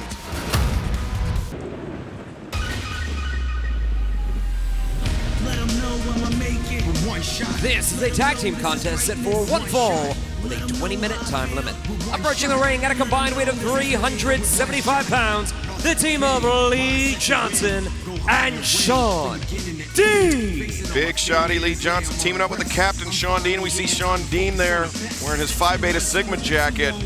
And, January 5th is the celebration of George Washington Carver, who was actually a member of Phi Beta Sigma. It's awesome. Phi Beta Sigma 106-year anniversary will be on January 9th, just in a couple days. It's like the same age as Tony Schiavone. Sean Dean, of course, very proud. And their opponents. At a combined weight of 556 pounds, Anthony Bowen, Max Caster, the Acclaimed. These guys got no win, so I think we could take it. Is that guy 12? Yo, he still has braces. Big Shotty Lee only carries the flag for the Nightmare fam because he carries the bags, right? Hey, yo, Acclaim, baby, yo. Sean Dean is the captain, but he captain a bunch. I'ma cut your mouth off like Captain Crunch. I'm the captain now, you just Captain Phillips. And just to be honest, it's a whack-ass gimmick, little bitch. You better be careful with the cap. Wow, yeah. Get him back, Rick. All the way. All the way. All the way, protect me. AEW!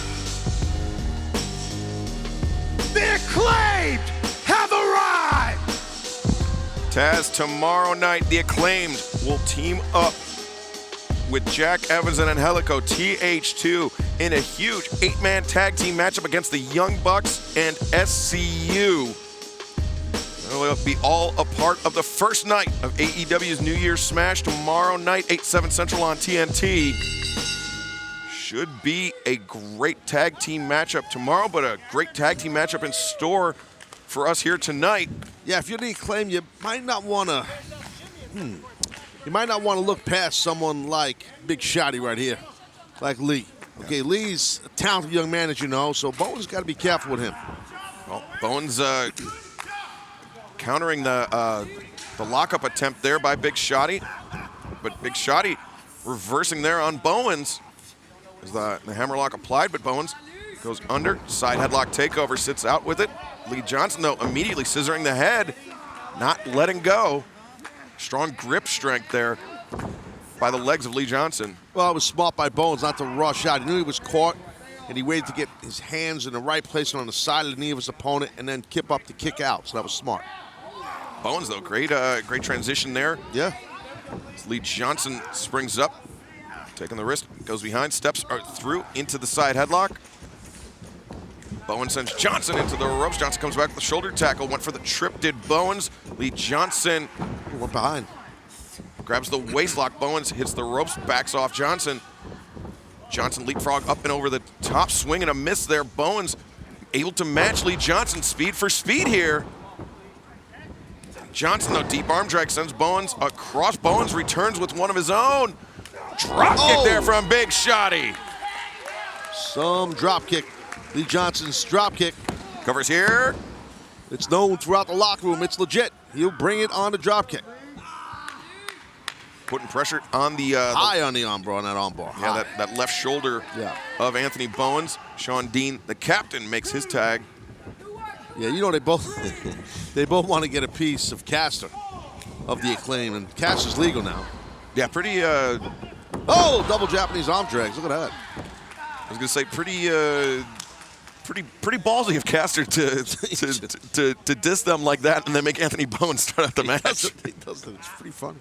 It does it all the time. Bowens backing Dean into the ropes, swinging a miss. Or excuse me, Caster backing Dean into the ropes and a swing and a miss there by Max Caster, who then ate that drop kick. Captain with a big drop kick there. Nice. Captain wants to shut up Max Caster. Well, it's a good opportunity right now on this arm ring if you're Sean Dean, just maybe turn around and punch Caster right in his face. I mean, that's kind of... kick in the back of the head, yeah. I mean, you know. And Dean, he's got one for Bowens, too. The captain. Team Taz Dojos, we keep it simple, bro. You know what I mean? Yeah, why do a step-up Enziguri? We can just punch somebody in the face. Punch a guy right in the face. Whoa! Sean Dean, tope con hero. Oh, shouts to Mr. Brody Lee there from the captain. It's awesome. Swing and a miss there by Cass. Oh, man. Rough backbreaker there. That was a really good backbreaker. Yeah, and you can see Caster, pain written all over his face. All four of these athletes, though, are really good. You know, really good. I mean, tremendous. No matter if it's a singles match, obviously the Acclaim is known as a tag team. You know. Yeah, I mean, how about this? The Acclaim, their only loss as a tag team is to the Young Bucks. That's impressive. That is very impressive. Yeah, it is. Caster. Oh, man. Brutal clothesline there by Caster. 2, no. Sean Dean able to kick out. Max Caster, he makes really good use of his size, Taz. No, he does. I mean, he does. I mean, I'm assuming you mean because he's not a little guy. He's a bigger guy. Yeah, that's right. Yeah, I just want to make sure because sometimes you're a little sketchy, Excalibur, the way you talk, double entendres and stuff. You know. Zach. I was gonna say. Okay, cover here. Whoa. What? Wait, dude. Bowens, just cover it. You didn't have to do that. Like, he's doing like a spin drill on his chest. Well, because exactly, he loves the camera. He wants to look at the camera. The hell with the camera. Go for the win, son. 5-tool player Anthony Bowens chopping the chest of the captain Sean Dean.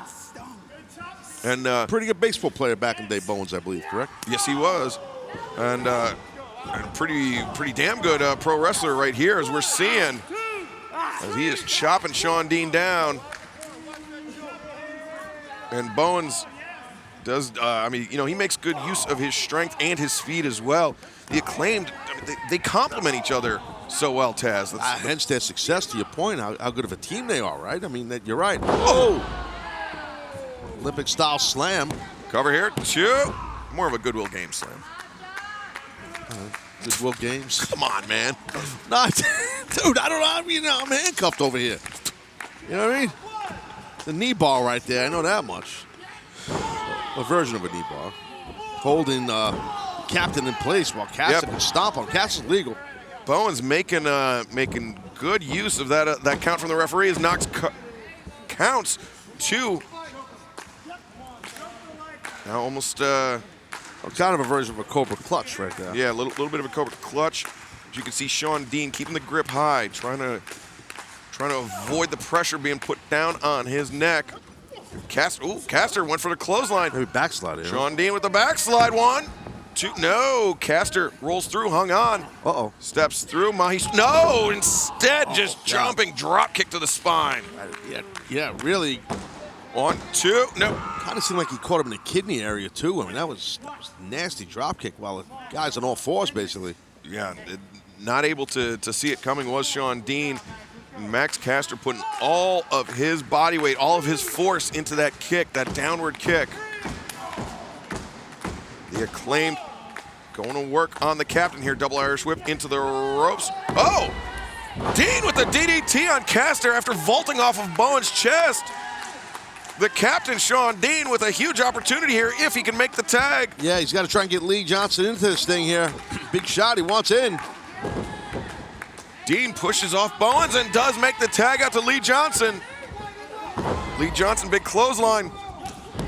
A second one. Swing caught by Bowens, but Johnson one step ahead with the back elbow, the neck breaker, and big shotty Lee. Charging into the corner, running, chop to the chest. Big shotty reversed into the corner by Bowens. Goes through, hooks under, Blue Thunder bomb by Lee Johnson. 1, 2, no! Almost got him, so close. Caster broke it up right at the last possible moment.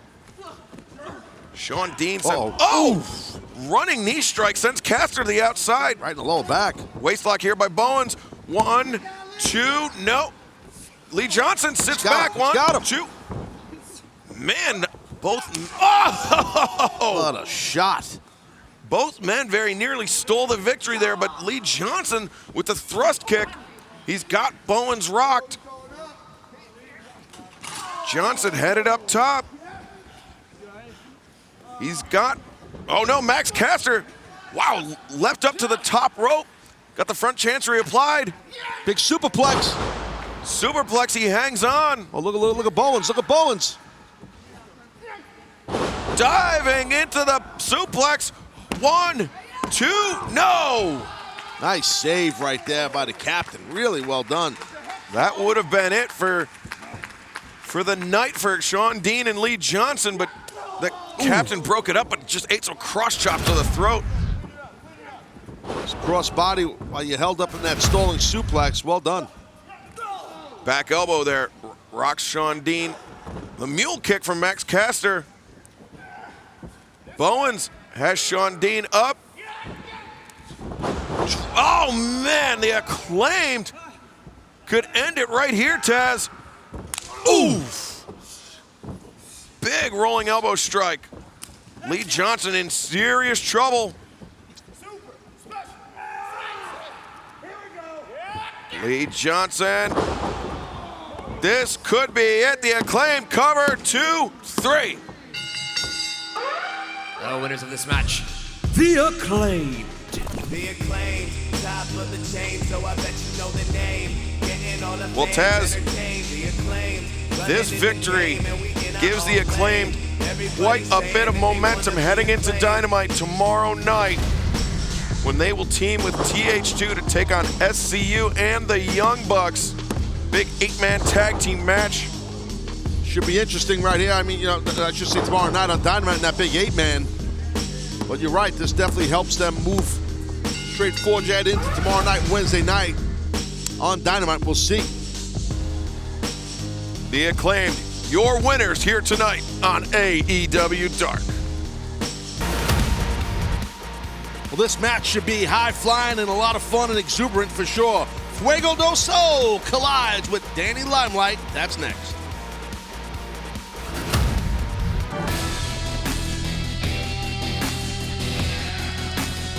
This bout is set for one fall with a 20-minute time limit. Approaching the ring from Mobile, Alabama, weighing 165 pounds, Fuego del Sol. It has a big opportunity for both competitors here tonight. Fuego del Sol and Danny Limelight will have a chance to pick up their first ever AEW victory.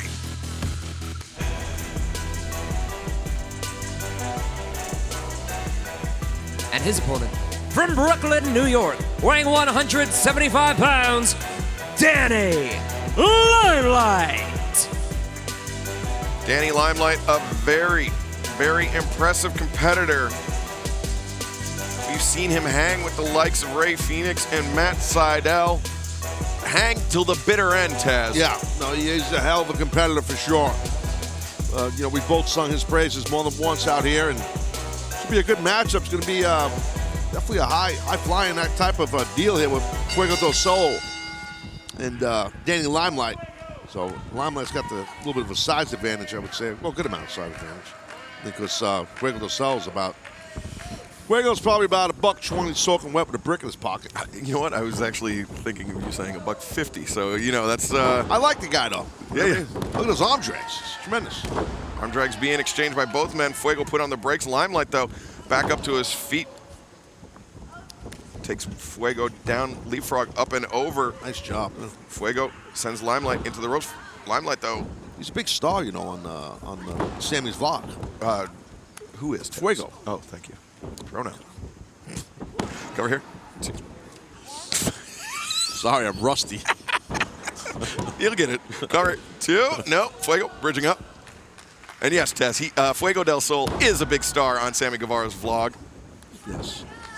Formed quite a friendship with Cody Rhodes. Well, Cody's obsessed with the Tornado DDT that we've yet to see Fuego hit, I believe. Could this be the night, Taz? Oh, slapped in the mask. Slapped in the mask. Fuego's not going to be happy.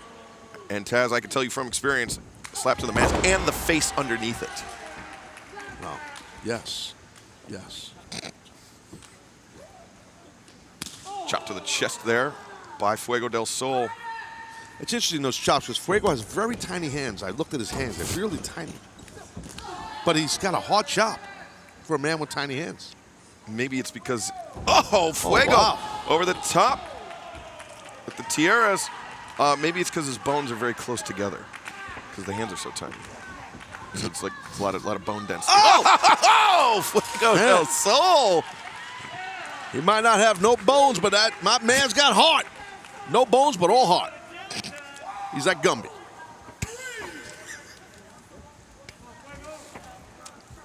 There we go. Look at that. Oh, man. Moonsault was beautiful. Blue Gumby, Fuego del Sol. Look at that. You don't see many guys do that. Inside the ring. Got a Fujiwara armbar on there. He was looking almost for La Mystica, but instead, Danny Limelight able to avoid it. Fuego goes over the top 1, 2, no. Limelight throws the kick. Oh, nice. Or excuse me, Fuego threw the kick. Limelight caught it. Oh, man. Power bombing Fuego del Sol into a backstabber. That's a lot of pain. That was nasty landing there. Covers, 2. Didn't have a lot of chest-to-chest contact there. Danny Limelight, a little bit of a mean streak on him, Taz. So he definitely has a mean streak. Maybe he might want to punish this del Sol more. You see here, man, his back, del Sol's back just snapping, man. And Limelight continuing to put the pressure on the spine of Fuego del Sol here. Definitely a mean streak. The Brooklynite, what do you expect? What happens? Oh, that diving stomp, man. Fuego del Sol is in a lot of trouble here tonight, Taz. Yeah, no, he is. Fuego's just like a wet noodle, a wet blue noodle. Covers 2. A blue wet noodle. I even think he split his pants. A rough night for del Sol. I like it. You keep saying that, Taz. Trying to convince me. Yeah. Oh, Fuego lefts and rights to the body and an elbow to the face of Danny Limelight. Spinning shot to the midsection. Limelight rolls through. The single leg crab. Single leg crab, and Fuego del Sol is in a lot of trouble here. Yeah, he's just getting stretched apart here. That is more pain on the upper thigh from where your hip is. No, Fuego able to pop those hips, twist those hips, and force Limelight over. Yeah, that was a good job by Fuego del Sol. Oh, but Limelight fires right back with that elbow strike. Limelight up to the middle. Oh, Fuego up to the middle. Oh, huge Hurricane Rana there. That was awesome. That was really awesome. Great balance and timing there by Fuego del Sol. Able to turn it around on Limelight. Big flying elbow strikes. Fuego. Oh, shot to the midsection, kick to the chest, low kick, and now, oh man. Nice. Planting his boot across the jaw of Danny Limelight. Now what? Fuego del Sol, he's got the arms crossed into almost like a straitjacket neck breaker. He might get him. Cover, 2, whoa! Well, as you said earlier, both of these men are looking for their first victory here at AEW, so one of them will be victorious, and the other one's going to continue on a losing streak. Unless we have a 20-minute time limit draw, Taz. Wow. We very rarely have that here. Very rarely, but that could happen. We've had it, I think, with Avalon and Danny Lime. Oh, man. Yeah. Danny, not Avalon and Danny Limelight, but yes. I was just saying, just impressive power there by Limelight, man. Able to hoist Fuego up and then drop him across the top rope. Fuego up in the corner. Danny Limelight climbing up. Both men in a very precarious position. Dangerous, dangerous. Oh, wow. Limelight covers 2, 3. Wow. Damn. Jeez. The winner of this match, Danny Limelight. That's how you do it right there. Taz. Well, it was a Spanish fly, but I don't think he kind of. Yeah, it was almost like a suplex, but it wasn't. But it was like a blockbuster. It was a Spanish fly. It was damn effective. Exactly, it worked. As it ended the night and ended the hopes of Fuego del Sol to pick up his first victory. But congratulations to Danny Limelight, man. That was great. Hard-fought victory here tonight for Limelight on AEW Dark.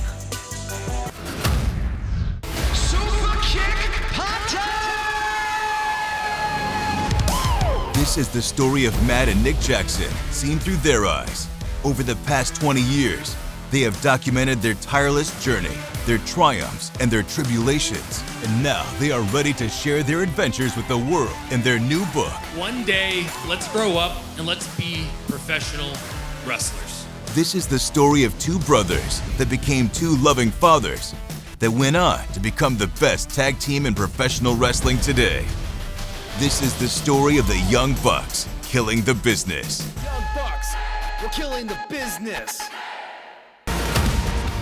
Big four-way matchup as Angelico takes on Griff Garrison, Darius Martin, and Frankie Kazarian. Each man representing their tag teams, but there can only be one winner here tonight.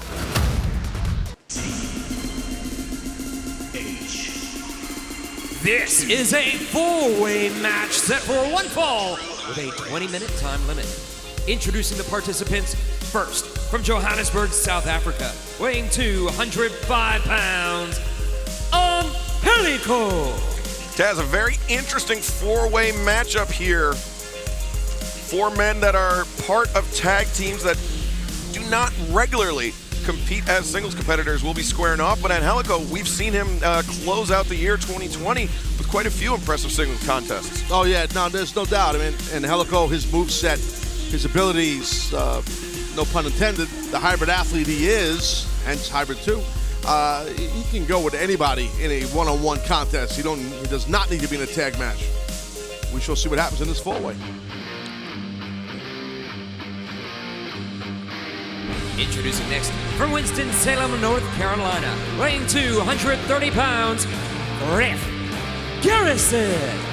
Griff Garrison, along with his partner in I almost said his partner in the Brian Pillman Jr.'s, the Varsity Blondes. Oh, hold on a second. Brian Pillman Jr. The chest bump Jones. Didn't that go out in like 02? Well, see, they had to search the database of things that Taz does not own a copyright on, and one of them was the chest bump. And so these two men very respectful of your copyrights. Well, to your point, I am copyrighting things left and right. I know. I mean, I'm obsessed. I'm just going to copyright the word copyright now, just because we said that. How about that? From Minneapolis, Minnesota, weighing 209 pounds, Darius Martin. Darius Martin, one half of Top Flight, alongside his younger brother Dante Martin. They have been impressive in their very brief run here at the end of last year in AEW, looking to make a big splash here in the new year. Yeah, extreme talent right there for sure. Him and his brother, both tremendous athletes.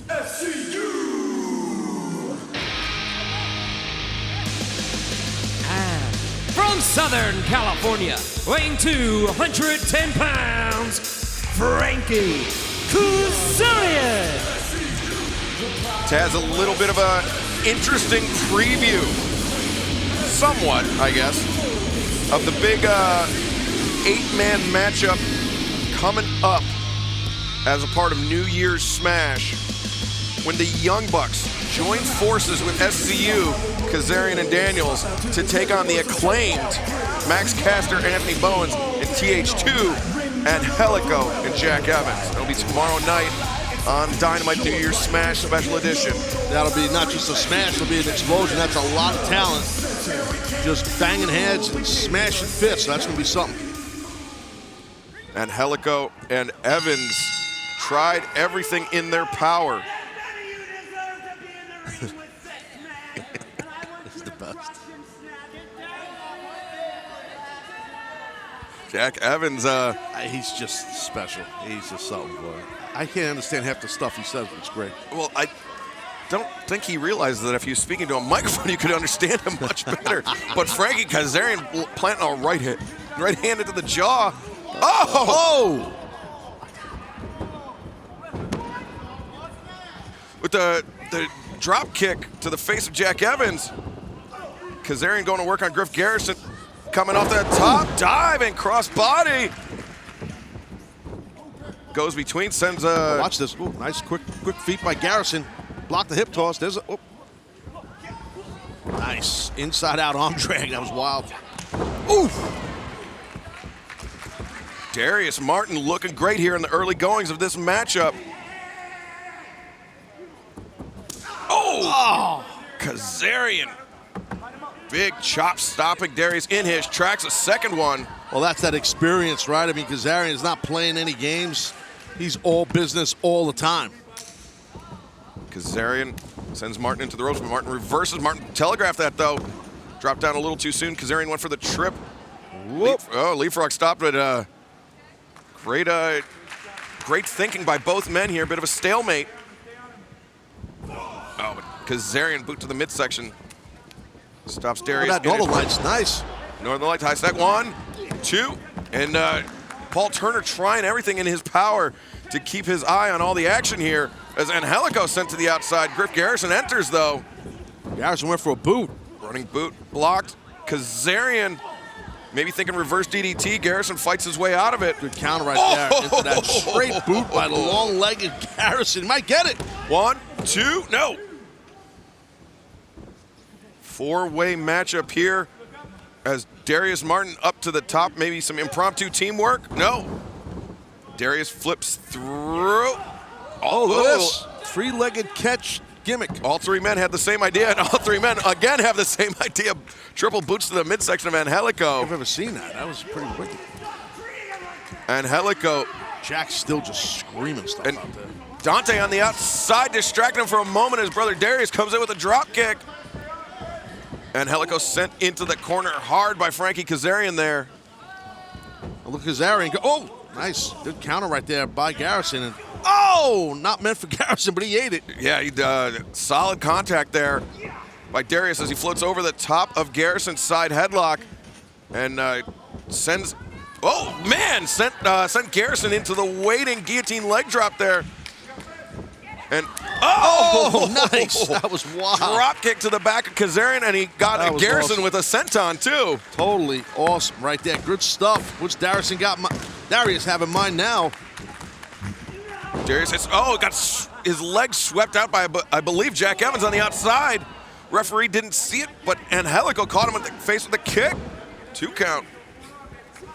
Angelico again trying to end this one. Get out of this matchup with a victory, head into Dynamite tomorrow night with some momentum. Angelico now just locked. Oh, wait. Garrison now. Oh! Damn. Garrison not backing down from Frankie Kazarian here. Looks like Garrison might have a little bit of a bloody nose. Unless I'm not seeing it right. Maybe it was his hair. I think he is bleeding from the nose. Someone popped him. Oh! Well, Kazarian popped him with that clothesline on the outside as Angelico keeping the pressure on Darius Martin here inside the ring. Yeah, Angelico's great at that too. Now what's he got in mind here? Brings Darius up, drops him down, center of the ring. Looking the far leg. Again, Angelico only getting a 2 count though. Angelico just keeping his poise though. He's not losing his cool. Some guys you see that have less experience, when they can't get that pin cover off a big move, they get pissed. And that's not the right way to conduct it, man, because you lose your poise that way. Angelico throws a right hand. Darius blocks, but Angelico trying for. He's got Darius. He's got the arms trapped. Look at that arm. The right arm captured as he cranks back on the neck. Standing stretch here. Look at this. He's got. He's got Garrison hooked. Brings both men down to the mat. It's unbelievable, man.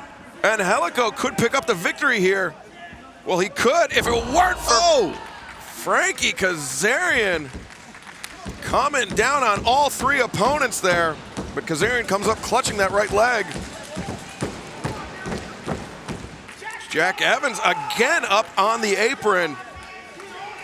Paul Turner might have to kick Jack Evans out of this match. Someone put Jack back in the cage he came out of. Big cross chop there from Kazarian. Ducks the clothesline, tapped and hits a shot of his own. Good gosh. Shotgun dropkick knocking Angelico back into the corner. Nice reversal by Garrison. But Kazarian coming back with momentum behind him. It's that high shot. Darius sent to the outside, brought into the cutter. Beautifully done. Kazarian covers here, 1, 2, no. Great save by Griff Garrison. Yeah, sudden death type situation, so first pin cover or submission gets the win. Boot to the midsection by Angelico. He tried to send Garrison into the ropes. Garrison's strength proved too much, and that high boot drops Angelico. Garrison looks for the big splash in the corner. He brought a clothesline with it, man, and yeah, he looks like he is. He's just so long-limbed, it's hard to tell. Garrison now with, the DDT flatliner combination. Look at this. Got it. 1, 2, no. Taz, I think that would have been an upset there. Garrison covers Kazarian. I love the tenacity by Garrison. Didn't get a win on either, but smart to cover Angelico, then Kazarian. Garrison maybe looking for that clothesline. That splash in the corner. Darius using the boot to the face of Garrison to get himself up to the top. But Garrison. What's this now? Frankie Kazarian was thinking monkey flip, but Garrison caught him and powerbomb combination. 1, 2. Garrison, 1. Wow. Very nearly stole one there from Darius Martin. I think the shoulder was up, though. I don't think, in defense to referee Paul Turner, he couldn't see it. And Darius launching off Angelico, hits the back flipping kick to Griff Garrison. Well, Daniels has had enough Oh, Daniels got pushed into Brian Pillman Jr. These are all the partners, the tag team partners on the outside. Now it's just a fight out here. This is breaking down inside the ring and outside the ring. Darius Martin takes to the skies. Takes out all 4 men on the outside. Griff Garrison rolling elbow strike. That was beautiful. Just rocked Angelico. Frankie Kazarian went for an O'Connor roll, but didn't happen. Kazarian rolled through, floated over the top, and drives Garrison down back of his head. 1, 2, 3. The winner of this match, Frankie Kazarian. That was something. That 4-way was wild. That could have went either way, either way. Really, I mean, it was just. But Kazarian, I would lean towards his experience, gave him the big advantage. Big advantage there for Frankie Kazarian as he picked up the victory here tonight, Taz. But I think you're absolutely right. Any of these 4 competitors could have pulled it out. And unfortunately right there for Darius Martin, he kind of eliminated himself from this match with that dive over the top. Kept him out of the ring long enough for Frankie Kazarian to put away Griff Garrison and pick up the victory here tonight.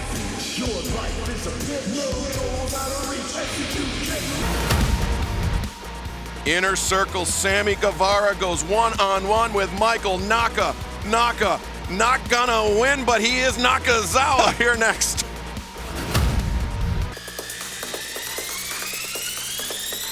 This contest is set for 1 fall with a 20-minute time limit.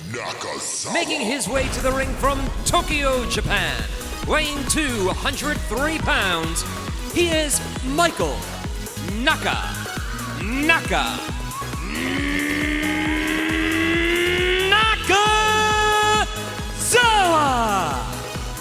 Michael Nakazawa in action next here on AEW Dark. Just sprayed his Turkish oil all over the stage. That's awesome. That shouldn't cause anyone any safety issues on the stage. I think it's great. I mean, and now he's digging into his crotchal area and putting stuff in the second turnbuckle. Subtle, very subtle. And now I thought he was going to rub his buttocks on it, which would have been even more awkward.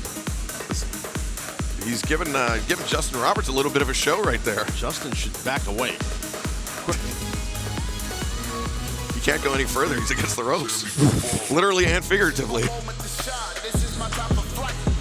And his opponent from Houston, Texas, weighing 184 pounds, they call him a Spanish god, Sammy Guevara.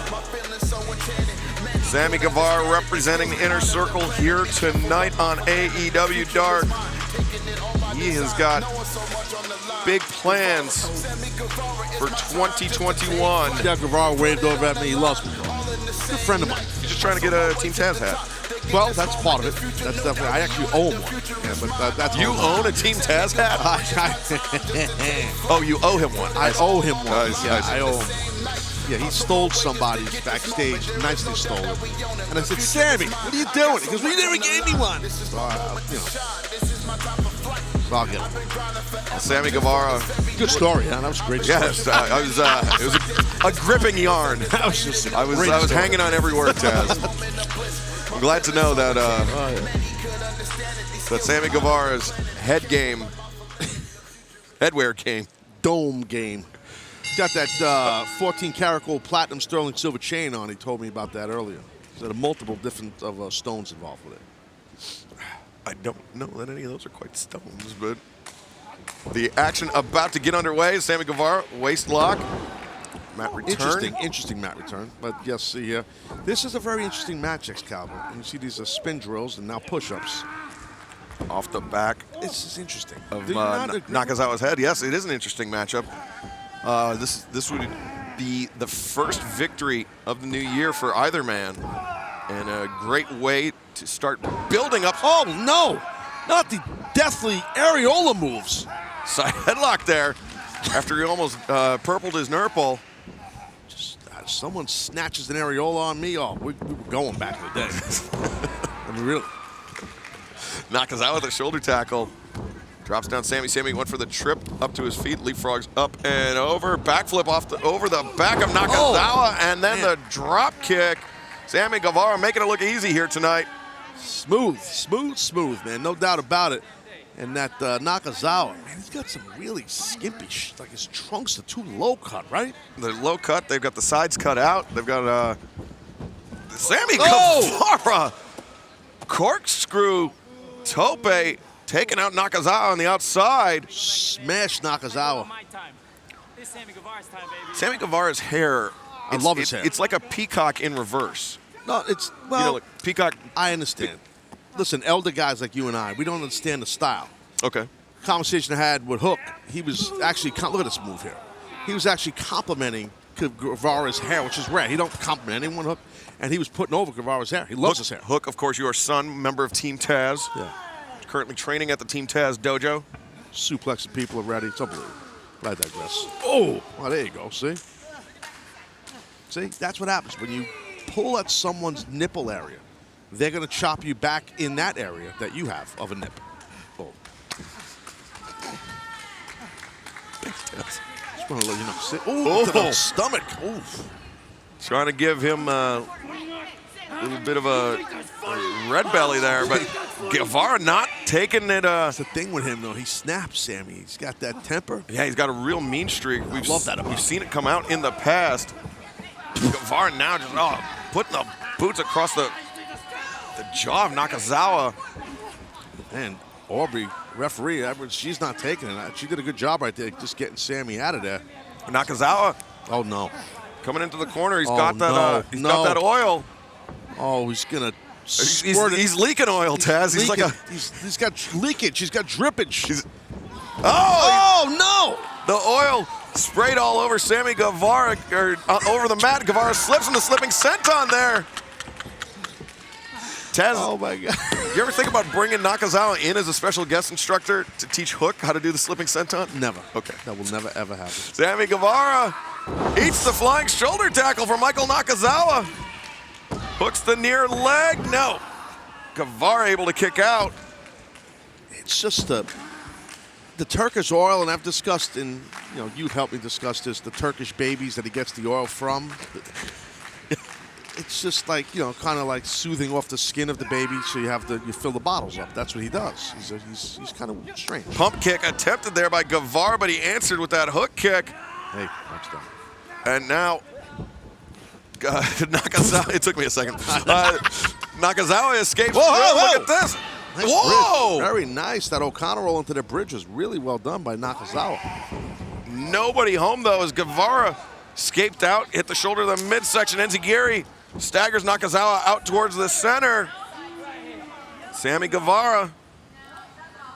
Oh, watch the ropes. He goes up, springboard. Shows how good Sammy is. Not even slipping. Oh, the spear by Nakazawa. 1, 2, no. Showing that football background. He played some football. Oh, no. Just broke his shoulder. Nakazawa. Look at this cover. My God. What an arrogant cover by Michael Nakazawa there. Nakazawa's got the word something about tidal wave. Like, I think he's into like some kind of... I think he's into like raspberry thongs and oceanography.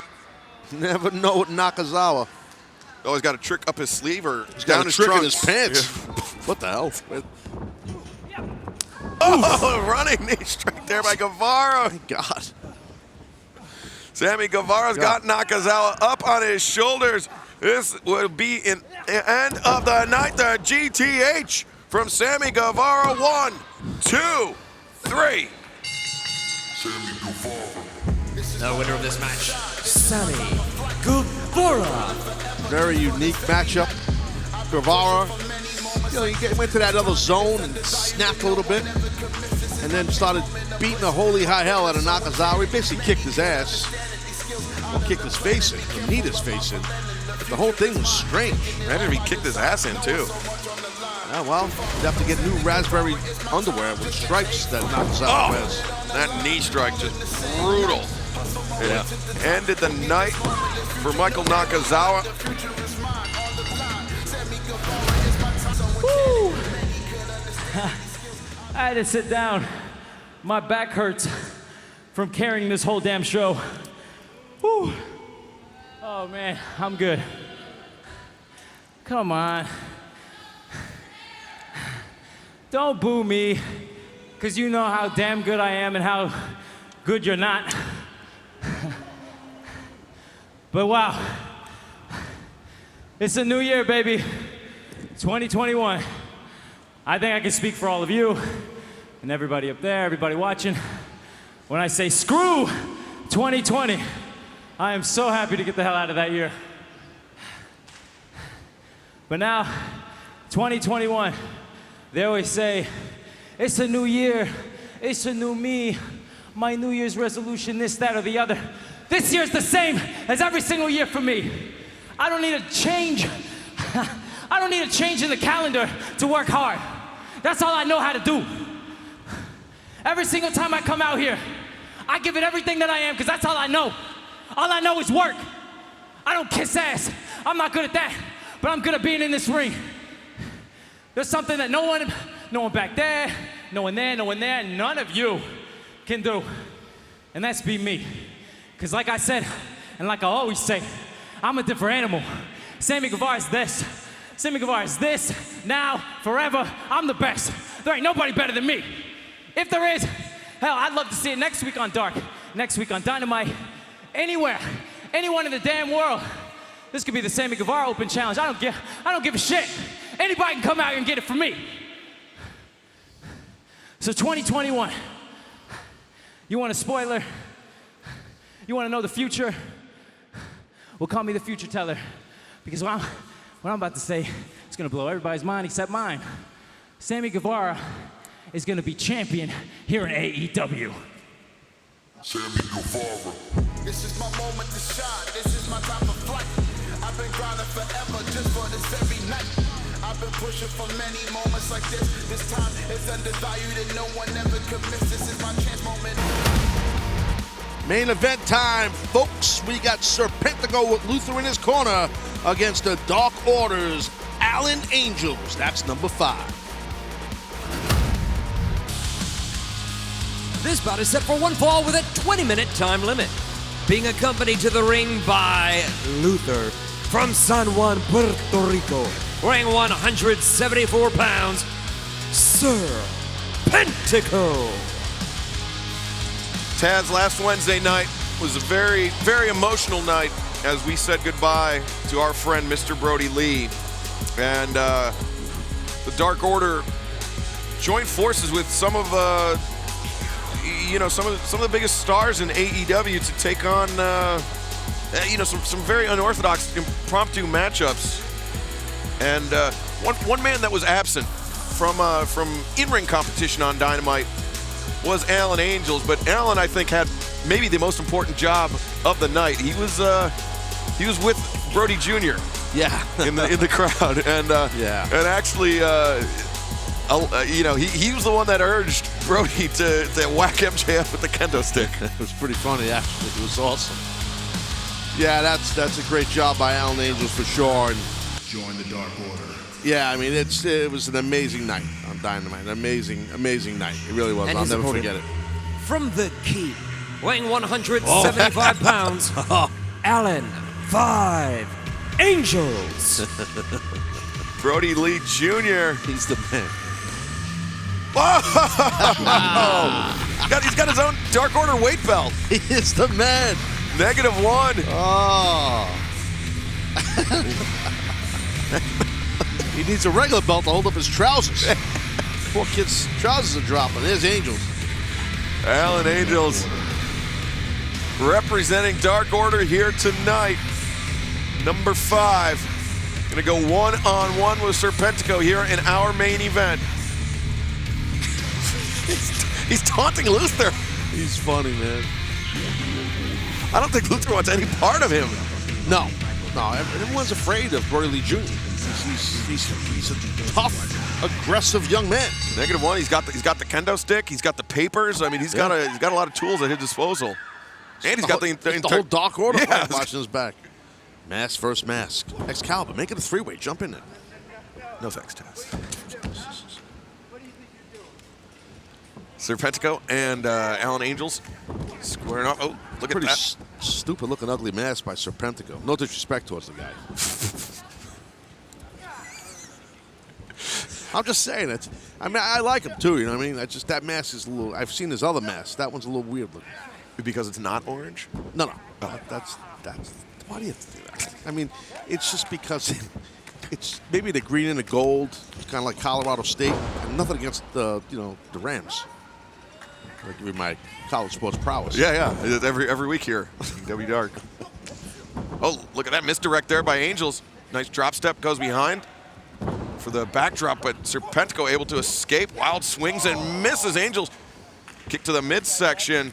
Serpentico, yeah, definitely caught the shot in the gut right there, but just, if you're Angels, you got to stay all over Serpentico because he's a veteran. He knows what he's doing, and we've seen his talent. So let's see here.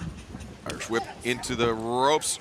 Waist lock there. Serpentico tried to fight his way out of it, but rolls off the back of Angels. Nice quarter roll in midair. That was really good. Gets the boots up, knocks Angels back towards center. Steps up into the tiaras. Great move there by Serpentico. He's got Angels reeling. Luther barking orders from the outside. Just yelling something. Oh! Serpentico suckering in Alan Angels. Angels, rolling elbow strike. And Taz, it was in April of 2020 when we taped basically a month's worth of Dynamite in Georgia. And Brody Lee was there, so was Alan Angels, and that's where Brody Lee first saw Angels compete. He saw a lot of promise. He actually saw Angels wrestle Kenny Omega in a I remember that match. I was home. An incredibly competitive match. And so Brody saw a lot in Angels and actually invited him to join Dark Order after that run in Georgia. And so, since then, Angels has really come into his own as a competitor. And a lot of it has to do with that influence of Mr. Brody Lee. Yeah, I think that's a great point for sure, and you're on point with the point. But the thing is, wow, Angels went flying. He might have hurt his knee there, his right knee. I think Angels has an insane upside. I mean, I really am. I am a fan of the young man's work for sure. And look at Serpentico trying to get into the ring, but Luther pulling him back out. Coaching. I need to do that more with Team Taz members.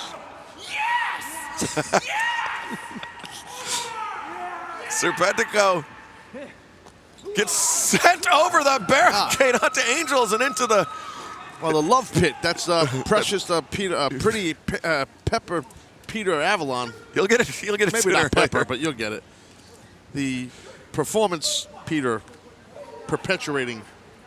Pretty. Look at this Angels. Pretty Peter Avalon. Angels and Serpentico brawling on Peter Avalon's heart-shaped bed. Reminds me of my honeymoon. I mean the bed. Stay at the Mount Airy Lodge, bro, and the honeymoon was great. Watch out. Oh, jeez. What the hell? Where's Mike Nakazawa? Need him with the oil. Big left hand from the southpaw, Alan Angels. Turkish babies flying around. Well, oil, I mean, nothing, Gotta be careful today.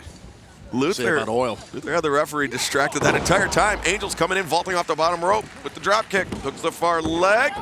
Nope, Serpentico able to kick out. And Angels, Angels, you can see how he's locked in on his opponent. That's smart. Angels like, gotta rip your face off with the Dark Order hand signal. Could be looking for the wing snapper here on Serpentico. Maybe. Yeah, Serpentico feels it, backs him into the ropes, and Luther grabs the boot of Angels and allowed Serpentico to hit that thrust kick. Just absolutely leveled Alan Angels. Some shot. Great shot and a great blindside shot from Serpentico. He spun Angels around, disorienting him. Well, it does. That exactly is what happens, and people don't realize. It looks like, hey, just spun him around. No, it does. It does mix you up. You don't know what part of the ring you're on, where you are when you get chucked out like that. And Luther on the outside, driving Alan Angels into the barricade. I think Serpentico feigning an injury to keep the referee's attention distracted. Well, that was definitely smart by Serpentico. I mean, if you're Serpentico, why, cover here? I mean, why would you pick Luther as a friend? He's deranged. he's got a very odd speaking voice. He's got a third eye. No relation to Matt Sydal. Or the I've never band. been in a company, right, the band Third Eye. I've never been in a company, a wrestling company where there's not one, but two guys with a third eye on their forehead. Well, Matt Sydal's third eye is metaphorical. Luther's is actually on there. Listen, bro, if you say you got a third eye, it's a third eye. I don't care if it's metaphorical, if it's physical, I don't care what it is. You say third eye on the forehead, you get a third eye. Serpentico comes over the top with the diving foot stomps. He's got him. Serpentico might have a third eye. You ever think about that? Under that mask? Good chance of that. Yeah, yeah, I think he might. Yes, he does. I can see the lump. Okay. He's got the lump. Also known as an eyeball? Yeah. You might need to get it checked out. Alan Angels up in the corner. Gets the back elbow into Serpentico, who is charging in. Serpentico charges in once again. Angels cracks him across the jaw. Serpentico swinging a miss there. Angels comes through. Elbow strike. A second one. And Angels standing slice spread. Stringing together some impressive offense. Here's number 5. Yeah, great job. Great job by 5. Excellent. He's got Serpentico in trouble. Back elbow. Waist lock here. Somebody got a metal detector, I think? Yeah, it's my phone. My phone is. Oh, powerbomb there by Angels. 1, 2. Oh, no. It's my phone to remind me that you're talking too long sound bites, so it tells me he's going too far. It's a sensor. But I digress. So you got one for me now, but not for yourself? No. Okay. It's a different app. I got you. That one's not free. Well, Angels now. Angels headed up to the top. The heavens. Angels head to the heavens. Yeah, maybe not. Alan Angels feigned for the frog splash, landed on his feet, rolled through. Serpentico, though. Whoa. He rolled through that. Rolled them through, hit the thrust kick to the jaw, spiked him with the low DDT. Covers 2? No! I think you'd have to look at that as an upset. Agree or not? I do agree. I mean, the Chaos Project together as a team have been successful, but Serpentico on his own has not really had a lot of success in the AEW ring. That's because he's sketchy. That's why. And a lot of the guys don't like him because he's very sketchy. Now, my friends at Team Taz tell me this about Serpentico. You don't have any first-hand information, though, so you're never possibly engaging in slander. Oh, man! Well, Serpentico's will be engaging in drinking meals with a straw because he's got his jaw broke, I think. That rising knee strike as Angels climbed up the ropes, rocked Serpentico, but Serpentico doing a good job of fighting his way out of danger here. Got the kick, the jumping kick. I think he caught Angels on the back with that one, and now headed up to the top is Serpentico. Oh, we went for the Poison Rana. Yeah, almost got it. But Angels landed on his feet. Spanish Fly Jones. And, the tope on Luther drives him down. Alan Angels, man, he's got an opportunity here, Taz. Hitting some high-impact stuff. Goes over the back of Serpentico, pulls him out towards center. He's got the arms hooked. The wing snapper by Angels. Wow. Makes the cover. 1, 2, 3. No winner of this match, Alan 5 Angels. That was some match by these two cats for sure. And Angels was on fire. Man, what a great outing for Alan Angels. Excellently done. Alan Angels fighting against the odds here tonight. Effectively having to face both members of Chaos Project, but picked up a very important victory here on AEW Dark. A great way to start off the new year and a great way to honor Mr. Brody Lee as the Dark Order return. Hey, Uh-oh. you think you're so smart because you gotta cut the music. Cut the music. Cut that You heard music. him. Show this man some You respect. think you're so smart because you got a stupid red ball on your head? Love when he buries people. I know what I know because I have a brain, not a stupid red ball. That's right. He's the man. Early contender for promo of the year here. When you have a ball on your face just looks stupid.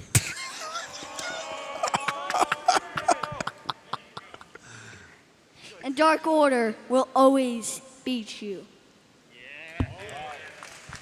Yes. Well, you heard it from the man himself, Brody Lee Jr. Dark Order will always beat you. Doing the most muscular right there. He's flexing it up. Thank you for joining us here tonight on AEW Dark. Tomorrow night, 8/7 Central on TNT.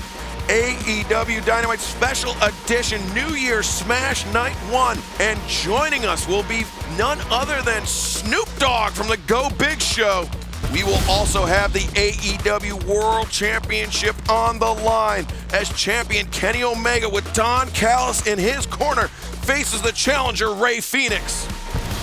And we will see Jon Moxley make his return to All Elite Wrestling for the first time since winter is coming. The AEW Women's World Championship will be on the line as Hikaru Shida defends against the ghastly, the horrifying, the challenger, Abaddon. The Young Bucks, the AEW World Tag Team Champions, team up with SCU to take on the Acclaimed and TH2 in a huge 8-man tag team matchup. The Inner Circle's problems will continue to grow as tomorrow night Wardlow goes one-on-one with Jake Hager. And in a special attraction Go Big Show matchup, Cody Rhodes meets Matt Sydal. All of that and more tomorrow night, 8/7 Central, AEW Special New Year Smash Night 1. For myself, Excalibur, for Taz, for Justin Roberts, for just about everybody here joining us. Good night, everybody.